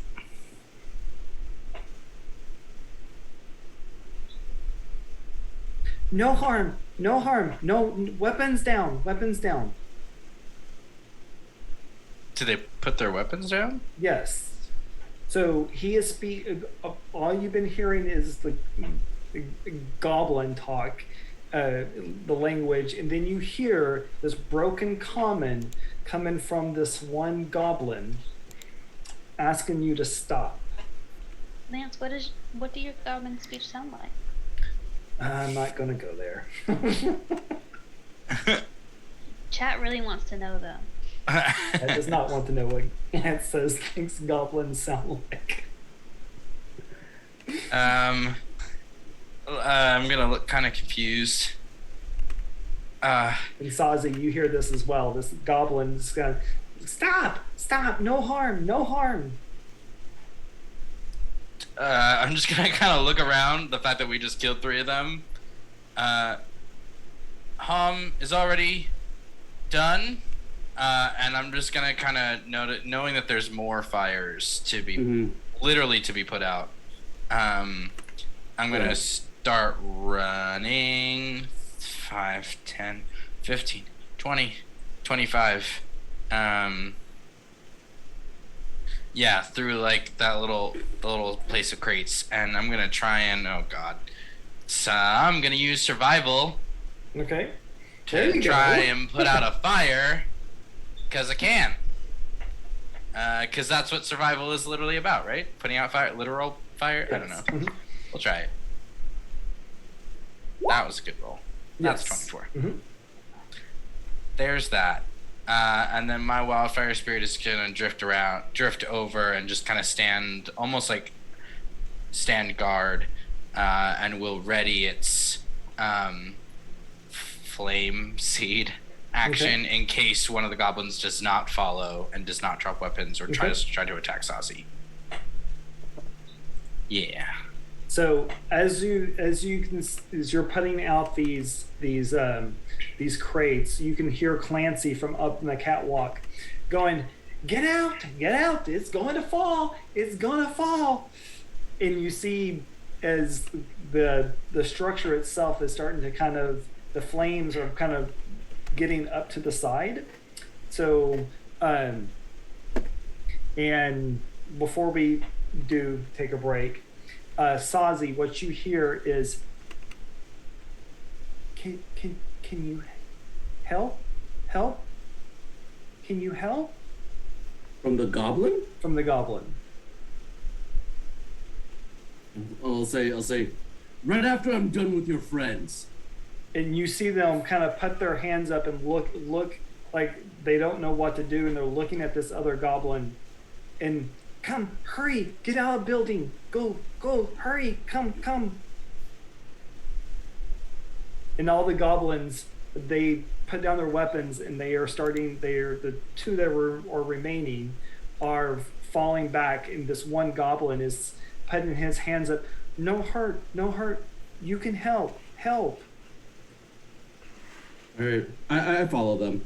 Okay. And that's where it's 9:30. So let's take about a 10-minute break, and you'll get to have a conversation with a goblin. So, Nice. Okay. Exciting. Okay. I want to encourage everybody to stick around. Thank you, Hadrian X, for the cheer of 1,000 bits. We do appreciate it. And we will be back in 10 minutes. Yeah.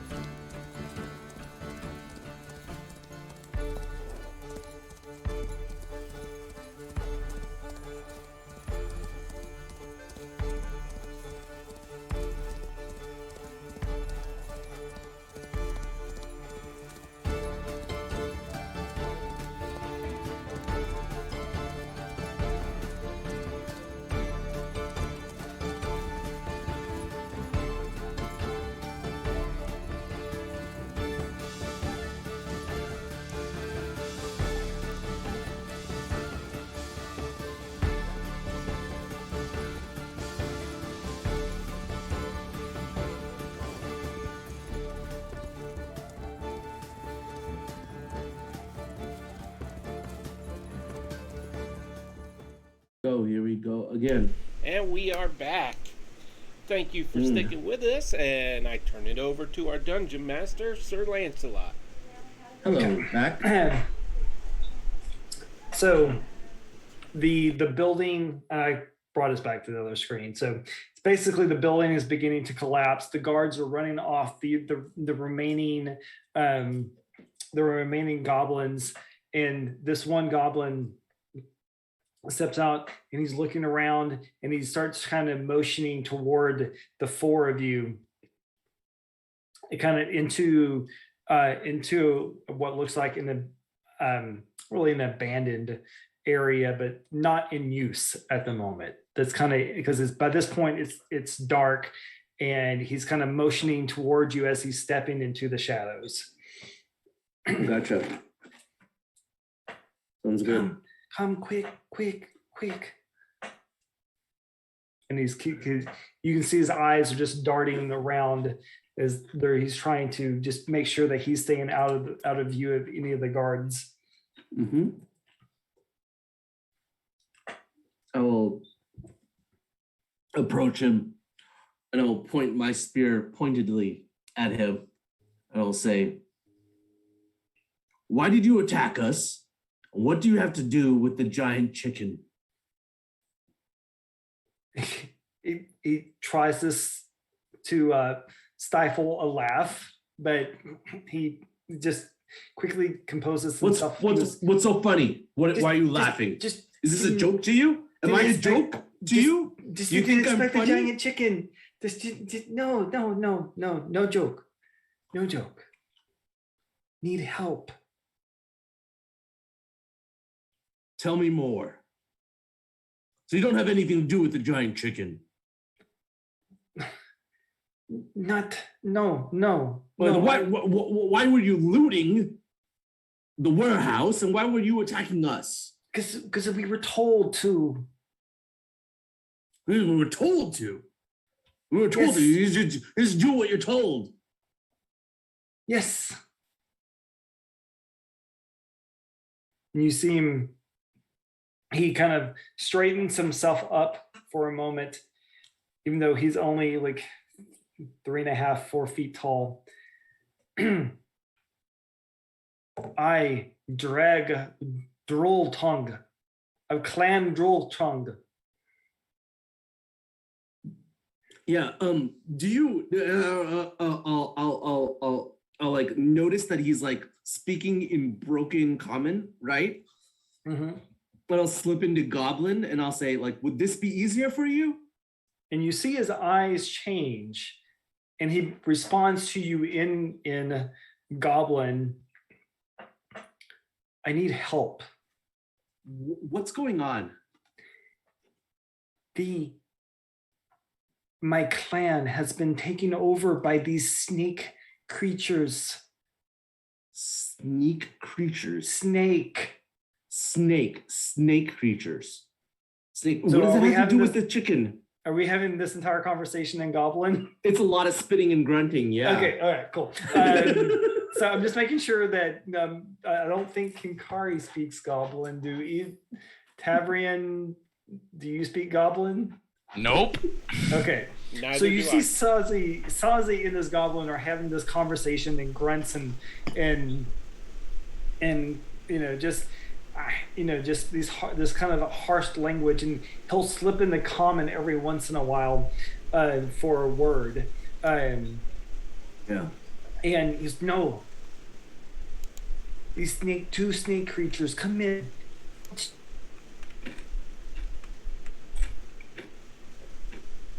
I think I lost you there. My goblin's good, but it's not that good. Could you rephrase? Maybe just a little. Let's just start a tad over. slower. Just a tad Let's try slower. it again. Yeah, let's try it again. Oh man. So what I'm hearing is that the chickens have nothing to do with what's going on in your city, but there's another threat involving snake people. Do you say snake in common? Do you think is that what you were clarifying? Yeah. I'll it'll be like Snake people. Yeah. Yeah. It's the trick when you're like talking about someone and you say their name completely in the same language, like in English, and then you switch back to the other language. Yeah, exactly. Yeah, I don't even know the script that Goblin would be written in. I don't know. I heard spitting and Reinsmark said spitting and grunting, so I just went with that. Yeah. I know only the Elvish script and the Common script.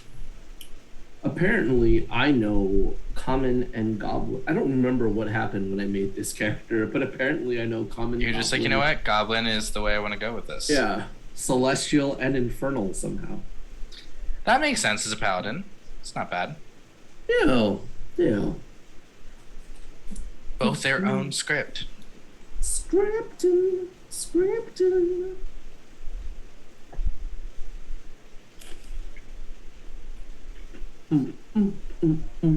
So our dungeon master seems to have dropped off. He'll be back shortly. Wow. No worries. While we are waiting, I may as well do some promotional stuff, right? Yeah, promo. This coming Tuesday, we have Dragons of a Winter Storm, starring Eric, Kenkari, Jen.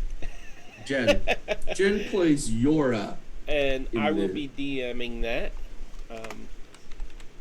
That begins at 8:30 Eastern Time on Tuesday night. And then on Thursday, we also have Out of the Abyss, which starts at 7:15 Eastern Time. And both of those programs have some great role players. I hope you will join us. And remember, you can help out our players by following and earning Pantheon points that you can use to purchase advantages from all of us players. They go into a pool and we'll use them as they come. And Ryan's Mark, you don't need a bedtime. Come on. Stay up with us. You don't know his life. You can't say what he does. I know he's a D&D fan, and that means no sleep. The end thing is to stay up and watch the whole stream. Don't listen to Peter. Cheer us on. You do what's right for you, Reinsmark, and we are lucky for as long as you're with us. Yes, that is true. Wow. I don't know who Pyotr is, but I agree. Yes, I know what you mean by old school. You could call me anything but late for dinner, Reinsmark. Oh, Peter, Clearly. Pyotr. Got it. I got it now. I was a little slow. You can even call me Eric just to confuse things.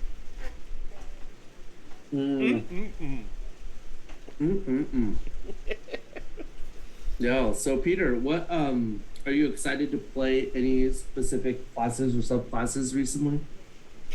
Yes, I'm excited to get back to a cleric. Cleric? Is there a specific I am enjoying subclass?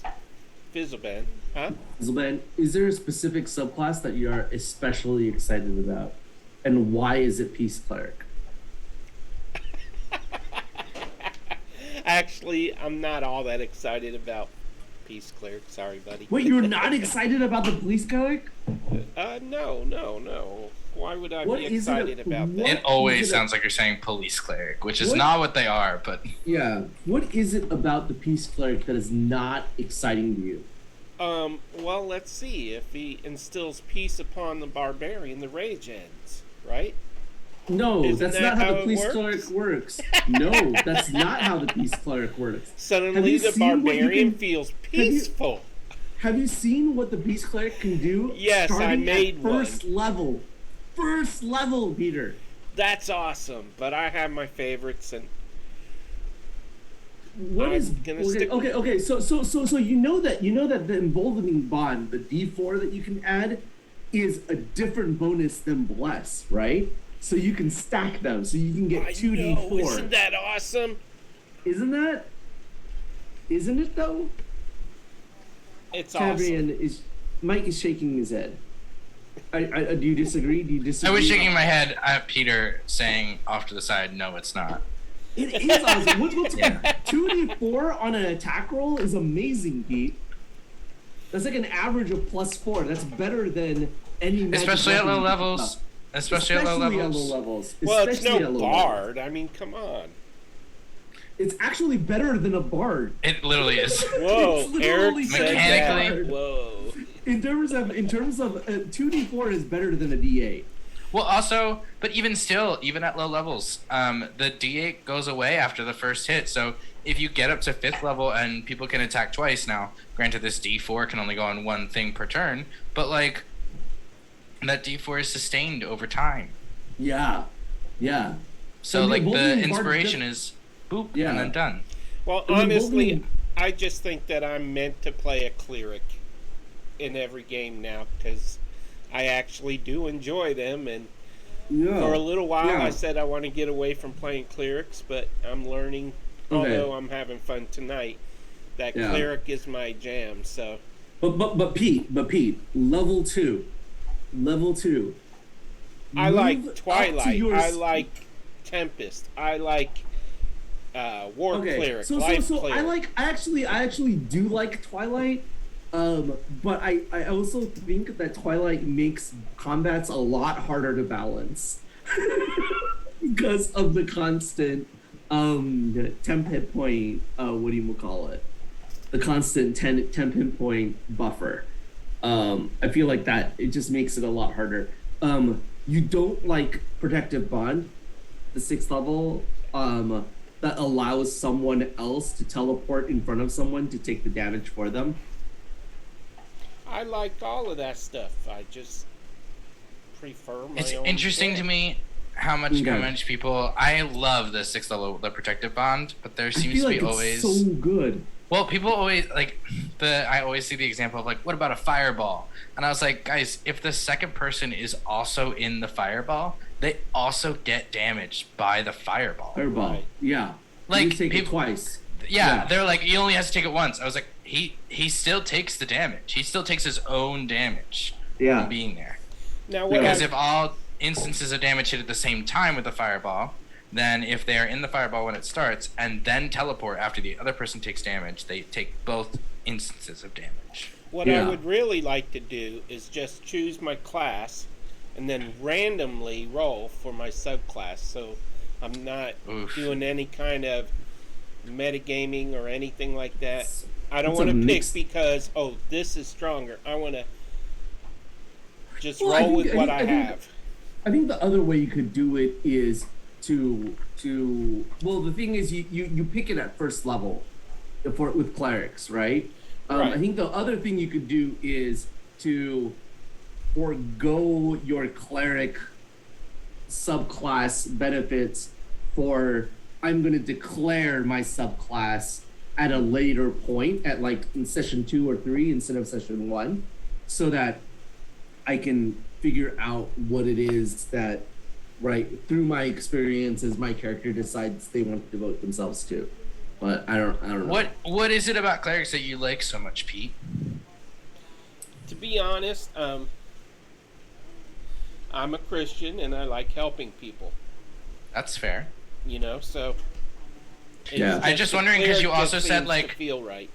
You also just said like 4 different subclasses that all can attack real well.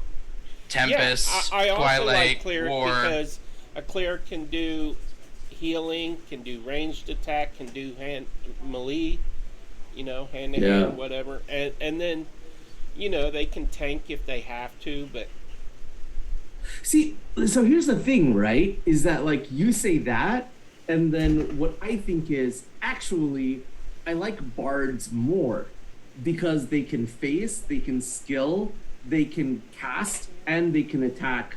The only thing, in fact, they can't do is tons of damage in a turn and tank. But I But find effectively, like, they could do tons of damage in a turn depending on what level they're at and depending on if they that's have secrets. that's fair. That's fair. Depending on what they take for their secrets. Yeah. But like, but I think I value the faceability and the skill monkeyness of bards more than whatever clerics have in their toolkit, right? I do agree that being able to cast your entire list from your entire list rather than having to like bards have a much more limited selection and then wizards have to prepare spell slots is really, really nice. Being able to wear armor is really nice. Having martial proficiency is also really nice. But I think that I tend to like more controllery spells than blastery spells. And I also really, really dislike Tempest, Pete, because like mono damage just makes me really nervous. Okay. And I keep worrying about what happens if I run into something with lightning immunity. Or thunder immunity. Or 'Cause thunder immunity. It's duo yeah. damage, but it's very much considered like very similar duo damage. But Yeah, this for kind sure, of for sure. discussion is one of the things I would like to do with the Session Zero concept of a show. So this is Ooh, cool. I would love Reinsmark's Pearl. What's that? I don't know. It's a All right, chat. I'm back. You can Hopefully. drop some knowledge. Hello. Welcome back. It might be a necklace.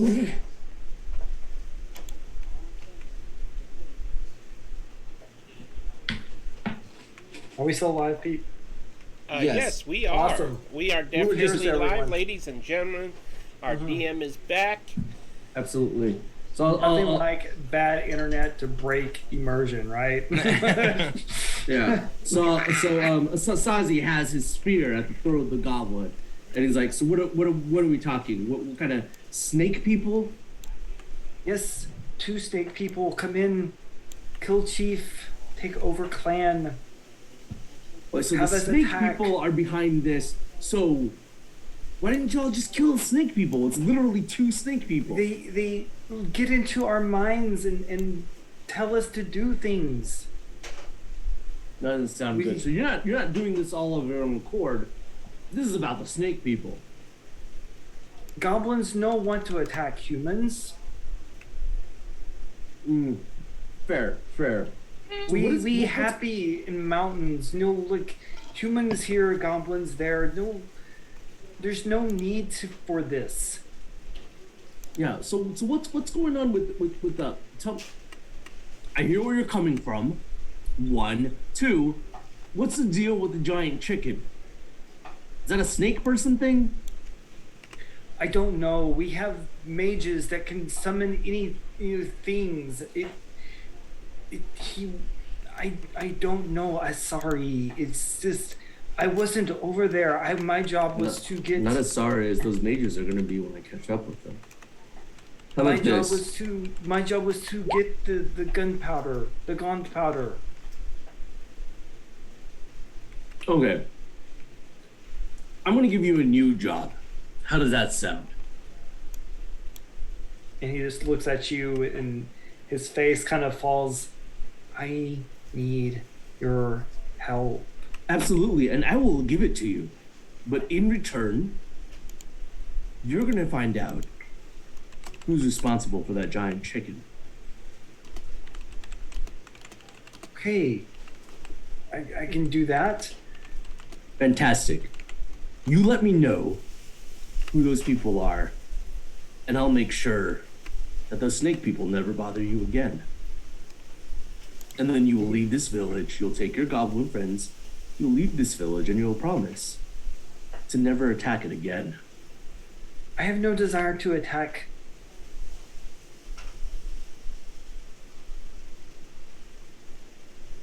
Your friends are Sounds- staring at us. Snake Yeah, person. so I heard snake person. That's the only thing. All right. And he I kinda turns. look- He turns to you and he's like, "Yes, snake Yeah. people." The goblins are being manipulated by a group of snake people, and I feel honor bound to end that manipulation, one way or another. Honor bound?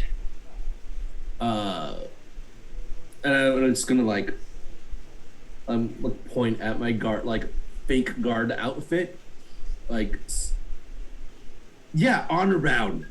You have a problem with that? No, I just think it's kind of weird. Why is it weird? Why is it weird? Honor bounding to goblins.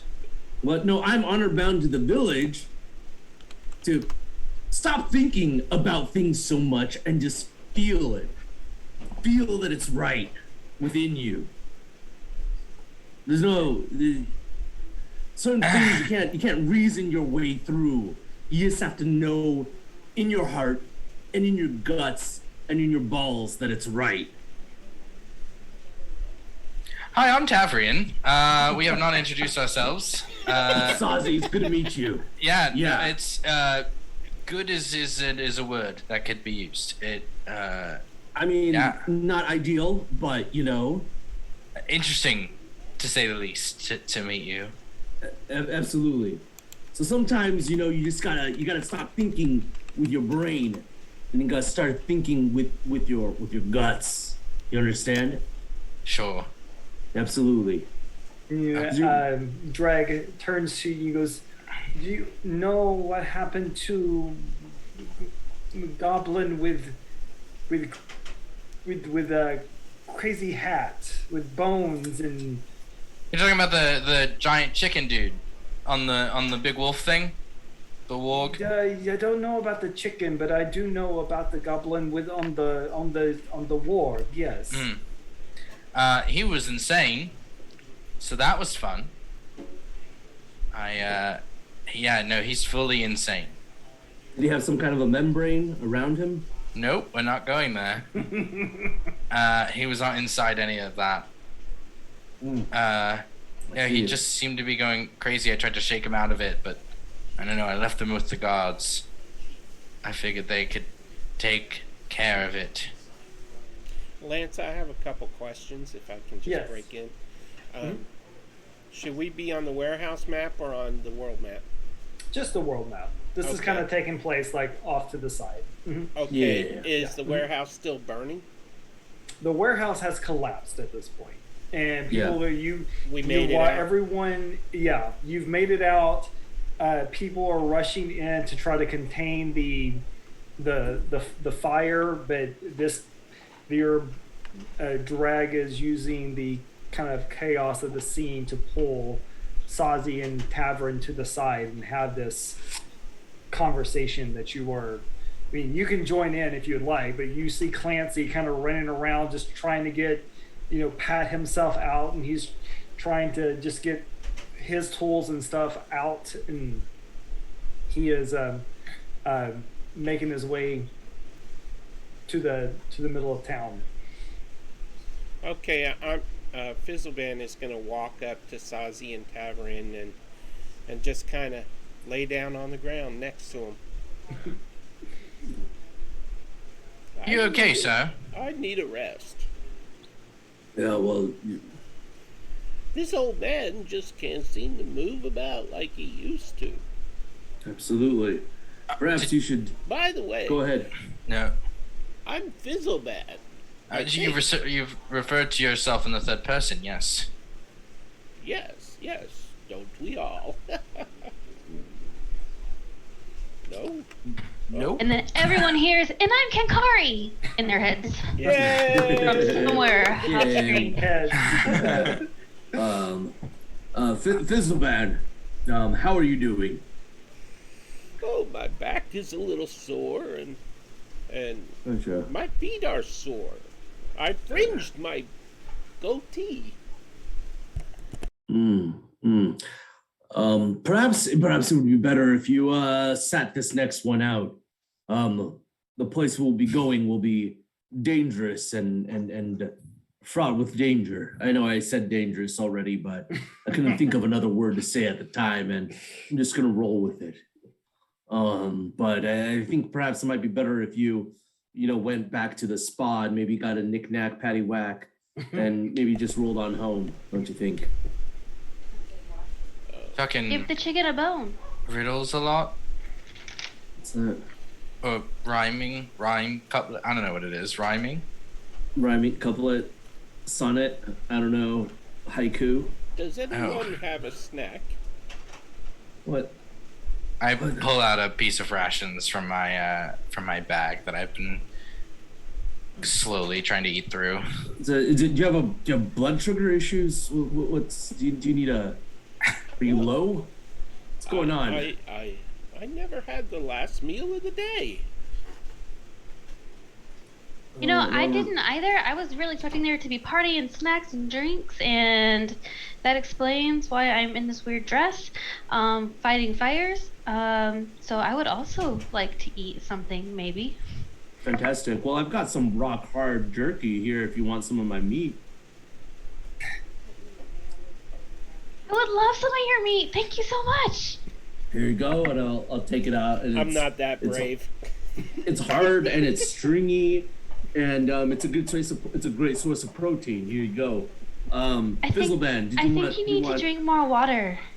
You know what? If you soak it in some water for a while, it'll soften right up. And then perhaps it'll be easier on your teeth and on your jaw. I think that's what he says more than anything else. Well, I also think if you're using teeth, you're not doing it right. I mean, it just. Oh my god. This is so off. Now that the kids are in bed, we can. I like you, Kenkari. I like you. Sorry about kind of leaving you behind. I saw a friend, Sozzy, right? Yes, Sozzy. I saw you up on there. I should have helped more with the fires after I said it. You got me down, and I was ready to just keep on going. That was perfect. I was more apologizing to Kenkari, who I see can talk in my head, which is very weird. The talking in the head thing. Which she's been doing this whole entire time. She actually hasn't been talking at all. She forgets to turn that on and off. Yeah, my apologies. That what she says out loud. So, the chicken? Chicken. I was looking for the chicken. Did somebody say chicken? And I sit up and say, where? No, the big one, the flying one. The one that ate Sozzy's friend. Yeah. What? Don't worry, I've got this goblin on it. He's gonna find out who summoned that chicken. It was breathing fire too. That's an interesting Giant one there. Fire-breathing chicken. Fire-breathing chicken. It was almost like a dragon. I prefer flame-broiled chicken. Fair. Yep. That's fair. So while all this is going on,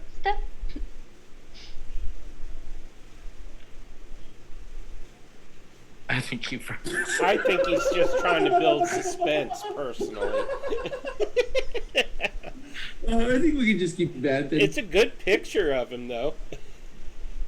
I mean, it's a good smile. He's centered. He's on camera. You know. Let's be real. All pictures of Lance are good pictures. He's just got that face. He's got that face. Yeah. But, Ooh, let's draw a mustache on It's him. a cute face. You better not mess up his cute face. Don't do it. Don't do it. Anyway, what were we talking about?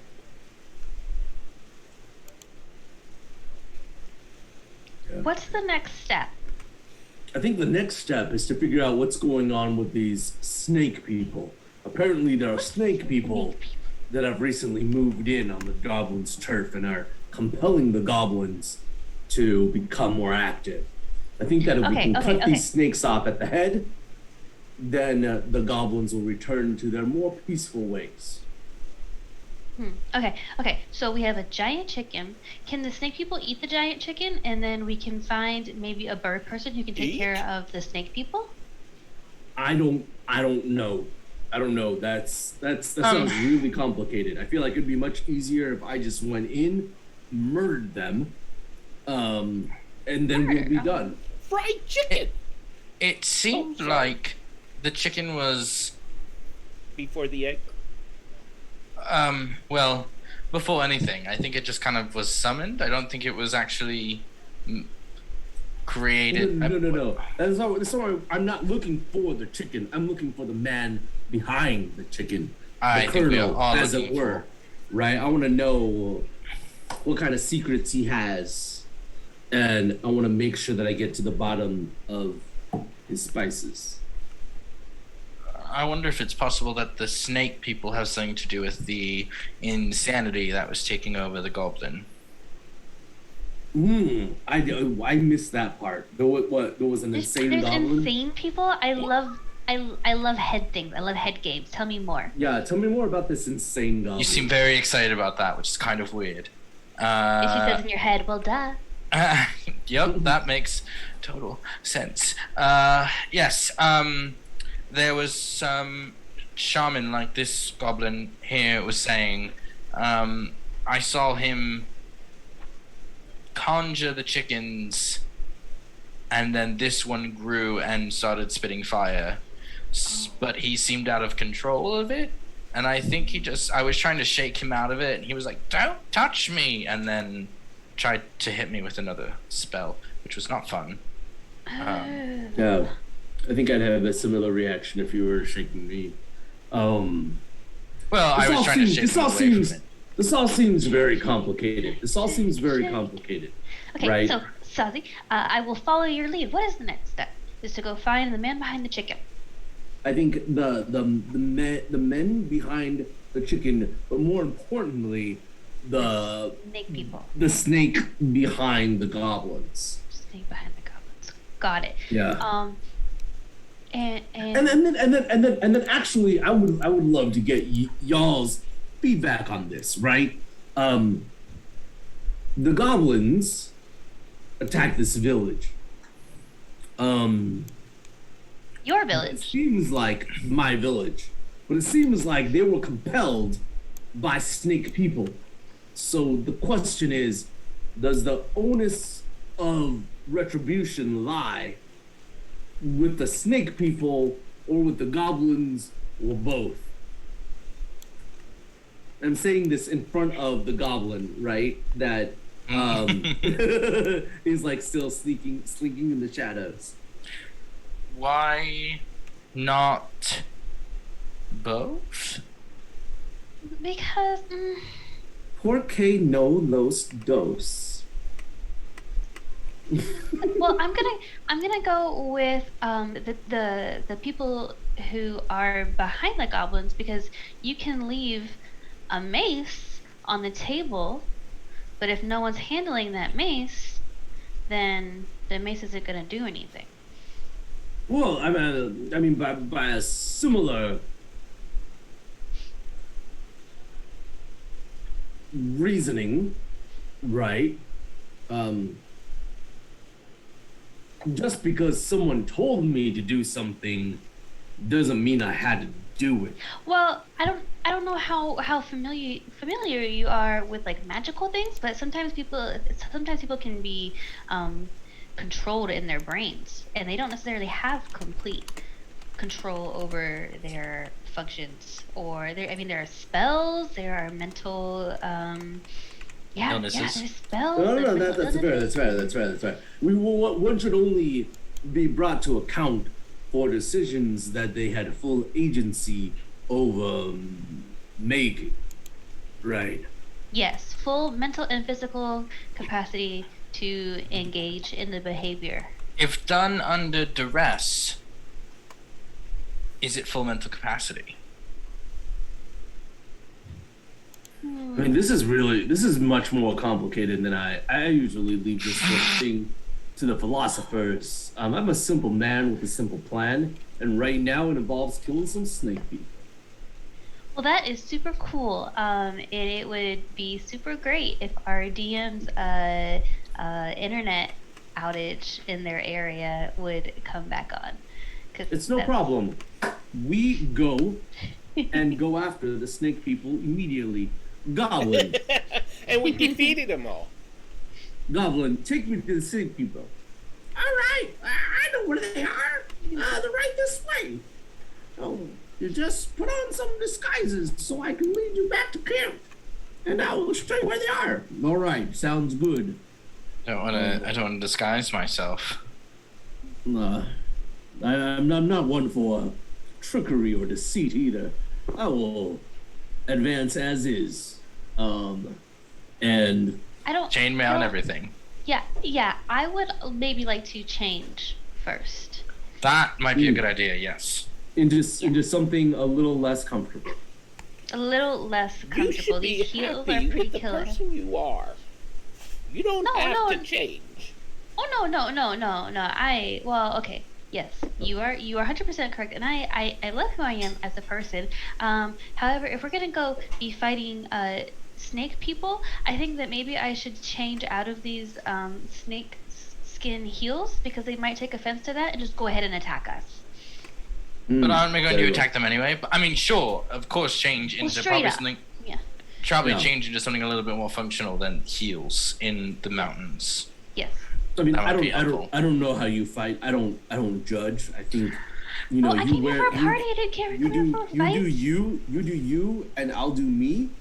I'm good with whatever it is you decide is good for you. I think the one thing I did want to say to you, Bizzleban, is that sometimes it is good to love oneself, but sometimes one must understand when there is weakness within oneself that needs to be purged, and that change is for the better. What were we talking about? We're talking about change. Oh, you don't have to you change. said you weren't a philosopher. I think sometimes I like you gotta. as you are. But sometimes you gotta make a change for once in your life. You know, it's gonna feel real good, and it's gonna make a difference if you make it right. You sure you're not a bard of any kind? You're rhyming a lot. Absolutely not. I hate bards. Such a waste of time. Talent. Kenkari, what do you do? Oh, I just finished school. Actually, yeah, I'm from the town of Evening Star over there, and I just finished up like all my clericy classes and everything like that, and finished top of my class, which my friend Sophia hates. Congratulations! So mad about That's it. amazing. Yeah, I didn't know clerics have classes. Well, I mean, so the temple that I trained and learned at, you know, like after a certain point, you know, there's only so much that you can do, and no one there has like the same kind of like things that I can do. So I'm actually so I had to so I left there, and I heard a party, and we don't actually have like a ton of parties like in the school because like that's just like a no-go thing. So I heard about this one over here, and I was kind of like on my way anyway, and Naturally. yeah, and I, you know, like I have a little bit of money, it's burning a hole in my pocket, gotta have a party, get a new dress, and have some fun and make some friends. Met you guys. Yeah. So it's not the worst thing. So I got what I asked for. I guess I just wasn't specific enough. I could have maybe said, Fair. hey, universe, like I would like this party and that party, but maybe leave out the death and destruction chaos. Like death and destruction. Chaos is okay, but death and destruction, probably no goes. Probably. Death, yes. Destruction is kind of up in the air. Death, yes. No death. Death is a no-go. Yeah, I think that is my. That's my. I'm glad that's where we've drawn the line. That death is a no-go. Well, really, I mean, really, it's just like a maybe just like a line in the sand. Absolutely. It's not, yeah. Absolutely. Yeah. And I'm clearly on the other side of that line, right? You think death is a yes go? Well, I think that it's a balance, right? There's an equation, right? And I feel like when a certain amount of death has been visited on one side of the line in the sand, an equivalent, if not more, amount of death must be visited upon the other side. If not more? In order to tip the scales back towards justice, my friend. Right? I was thinking, you know, I've been doing a lot of thinking about what type of oath I would like to make, you know, in my paladin hood. And I think I've come now to the conclusion that perhaps I'm here to tip the scales of the world towards justice. That's a big and noble cause. Yeah, that's like a lot to handle. It is a lot to handle, but I think that my spear and my shield and my spear and my giant sack of dried meat are up to the task. How old are you? Was that I am in my mid-20s, in my prime. That makes a ton of sense. As it were. Absolutely. I've been doing a lot of thinking, and here's what I think, right? I think that revenge is an act of passion that rights a wrong, but vengeance is an act of duty that provides an accounting for an injustice, right? The arm of the moral universe is long, but it bends towards justice, not because there's some benevolent force in the world or deity or universal order that makes it so. No. It's because there are people like you and people like me who exist, who will not stand idly by while injustices are committed, right? We will stand and we will forcefully bend that arm of justice back in the direction of justice, right? And if it doesn't bend, we will break it if it refuses to comply, right? Revenge is an act of passion that rights a wrong, but vengeance is an act of duty that provides an accounting. You're just using a lot of synonyms. And injustice, and I think this may be the moment when I swear my oath, right?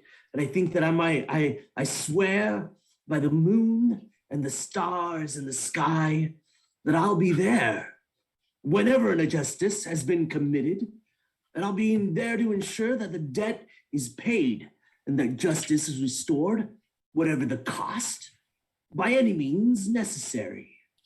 Very inspirational. This seems like a very fine line. I mean, yes. And I think that who better than I than to judge where that line is and when to cross it. Well, wait, so you get to pick your line? I mean, who if I just believe hard enough, then I think that it will be clear to me who is in the right and who is in the wrong. And all you assholes out there better watch out, because I'm coming for you. It's still a matter of opinion. So who do you have? Who do I have? I don't have my master anymore. That's for sure. He got eaten by a giant blame-breathing chicken. Yeah, and I feel like some of that might be clouding a little bit of this. I mean, let's not think about it too much. Let's just feel it in our heart. I kind of agree with Kenkari that we should actually try and think about it more. And in our balls. And just roll with it. Well, as someone lacking physical anatomical balls. I mean the metaphorical balls. The metaphorical balls. Metaphorical balls. In your head, you say, "You couldn't handle my balls." Yes, I think. Is that a promise? No, it's a guarantee. But anyway, I'm pretty sure. Yeah, no. I think I'm okay with helping you, but we're definitely going to figure this out because I'm not. Yeah, absolutely. Let us figure it out by the tip of my spear. No, I think she means there's a lot to figure out with you. Yeah, no, up here. She said she liked mind things. I don't. She likes mind things. I don't want to think too hard. It's just, I get confused and then I get manipulated, and I think it's just a lot easier if I just go with my gut. I think, right? Let's get. I'm gonna reach down into my pouch and pull up a flask and open it up, and I'm just gonna take a little, and it's damn it, it's empty. I'm gonna refill this, and then I'm gonna take a shot, and then we're gonna go, and it's gonna be good. It's gonna be great. It's going to be marvelous. You'll see. You'll see. Okay, so then- let me just break in here that Yeah, what's very up? deep and personal train of thought that you're expressing, I'm just vamping, letting man. it out. That's awesome. We I'm trying. cannot get our DM back this evening. It seems internet outage in his area.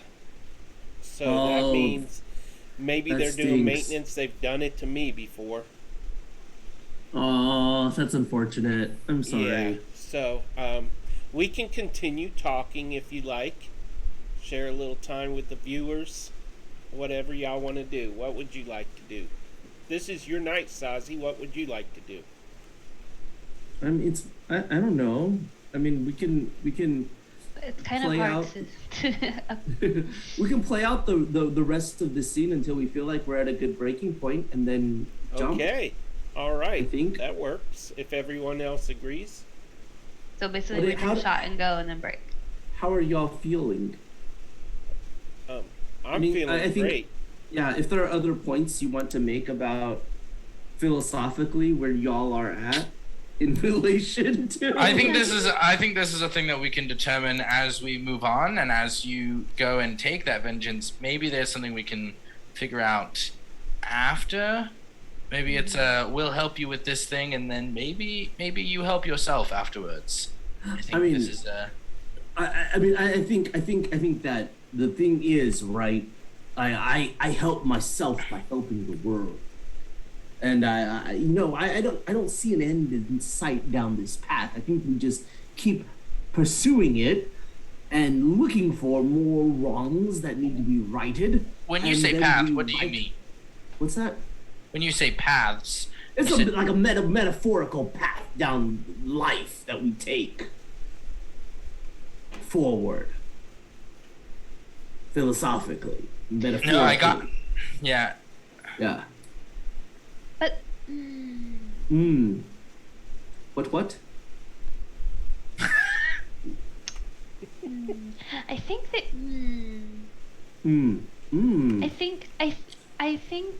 I think everything that you're saying has very noble, has a very noble beginning. But I think anyone who tries to take on the fixing of everything right and wrong by any means necessary can quickly lose themselves inside this self-righteousness that does not translate well outside of your mind. Well, you know what they say, right? The flame that burns brightest burns the shortest. is that they say that? I think that's what they say, right? Isn't that what they say?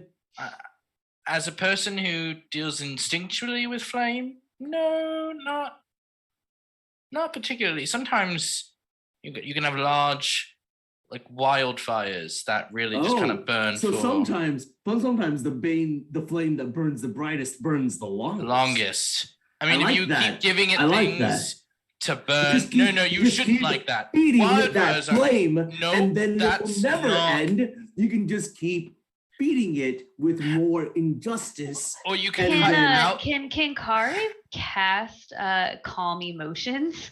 He's getting very excited right now. I think he can- needs to chill out a little Yeah. bit. Let's see. Yeah. Um, And no, this is great. I've been training for this my entire life.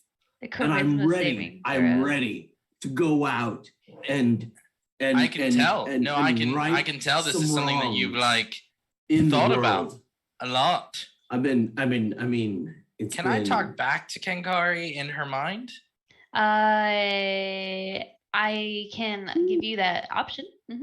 Ooh, yeah.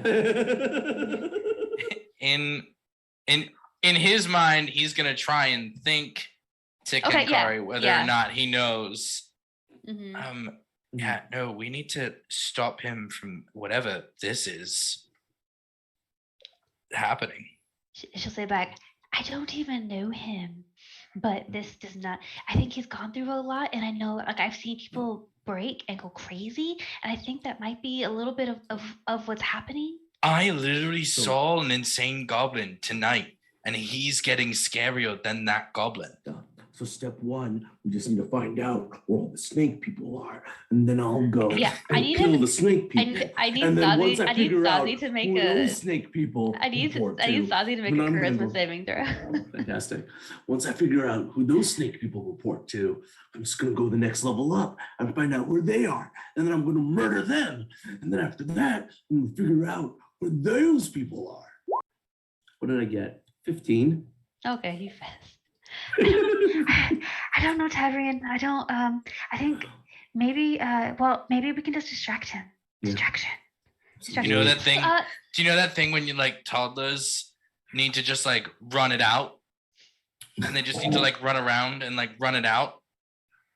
Sozzy, you said something about Yeah. a drink, So I just and then Yes. heading out. yes, drink Drink. first, Yes. and then let's do that, yeah, and then You know- we can head out. absolutely. Drinking helps me not think about what I'm doing as hard. Maybe Okay. not a drink then. Or maybe it'll actually be good, and he can stop thinking so much and stop planning so much. Yeah, you're Drinks, probably shots, right. Yep. shots, Drinks, shots, yes. shots. Everybody. Oh boy.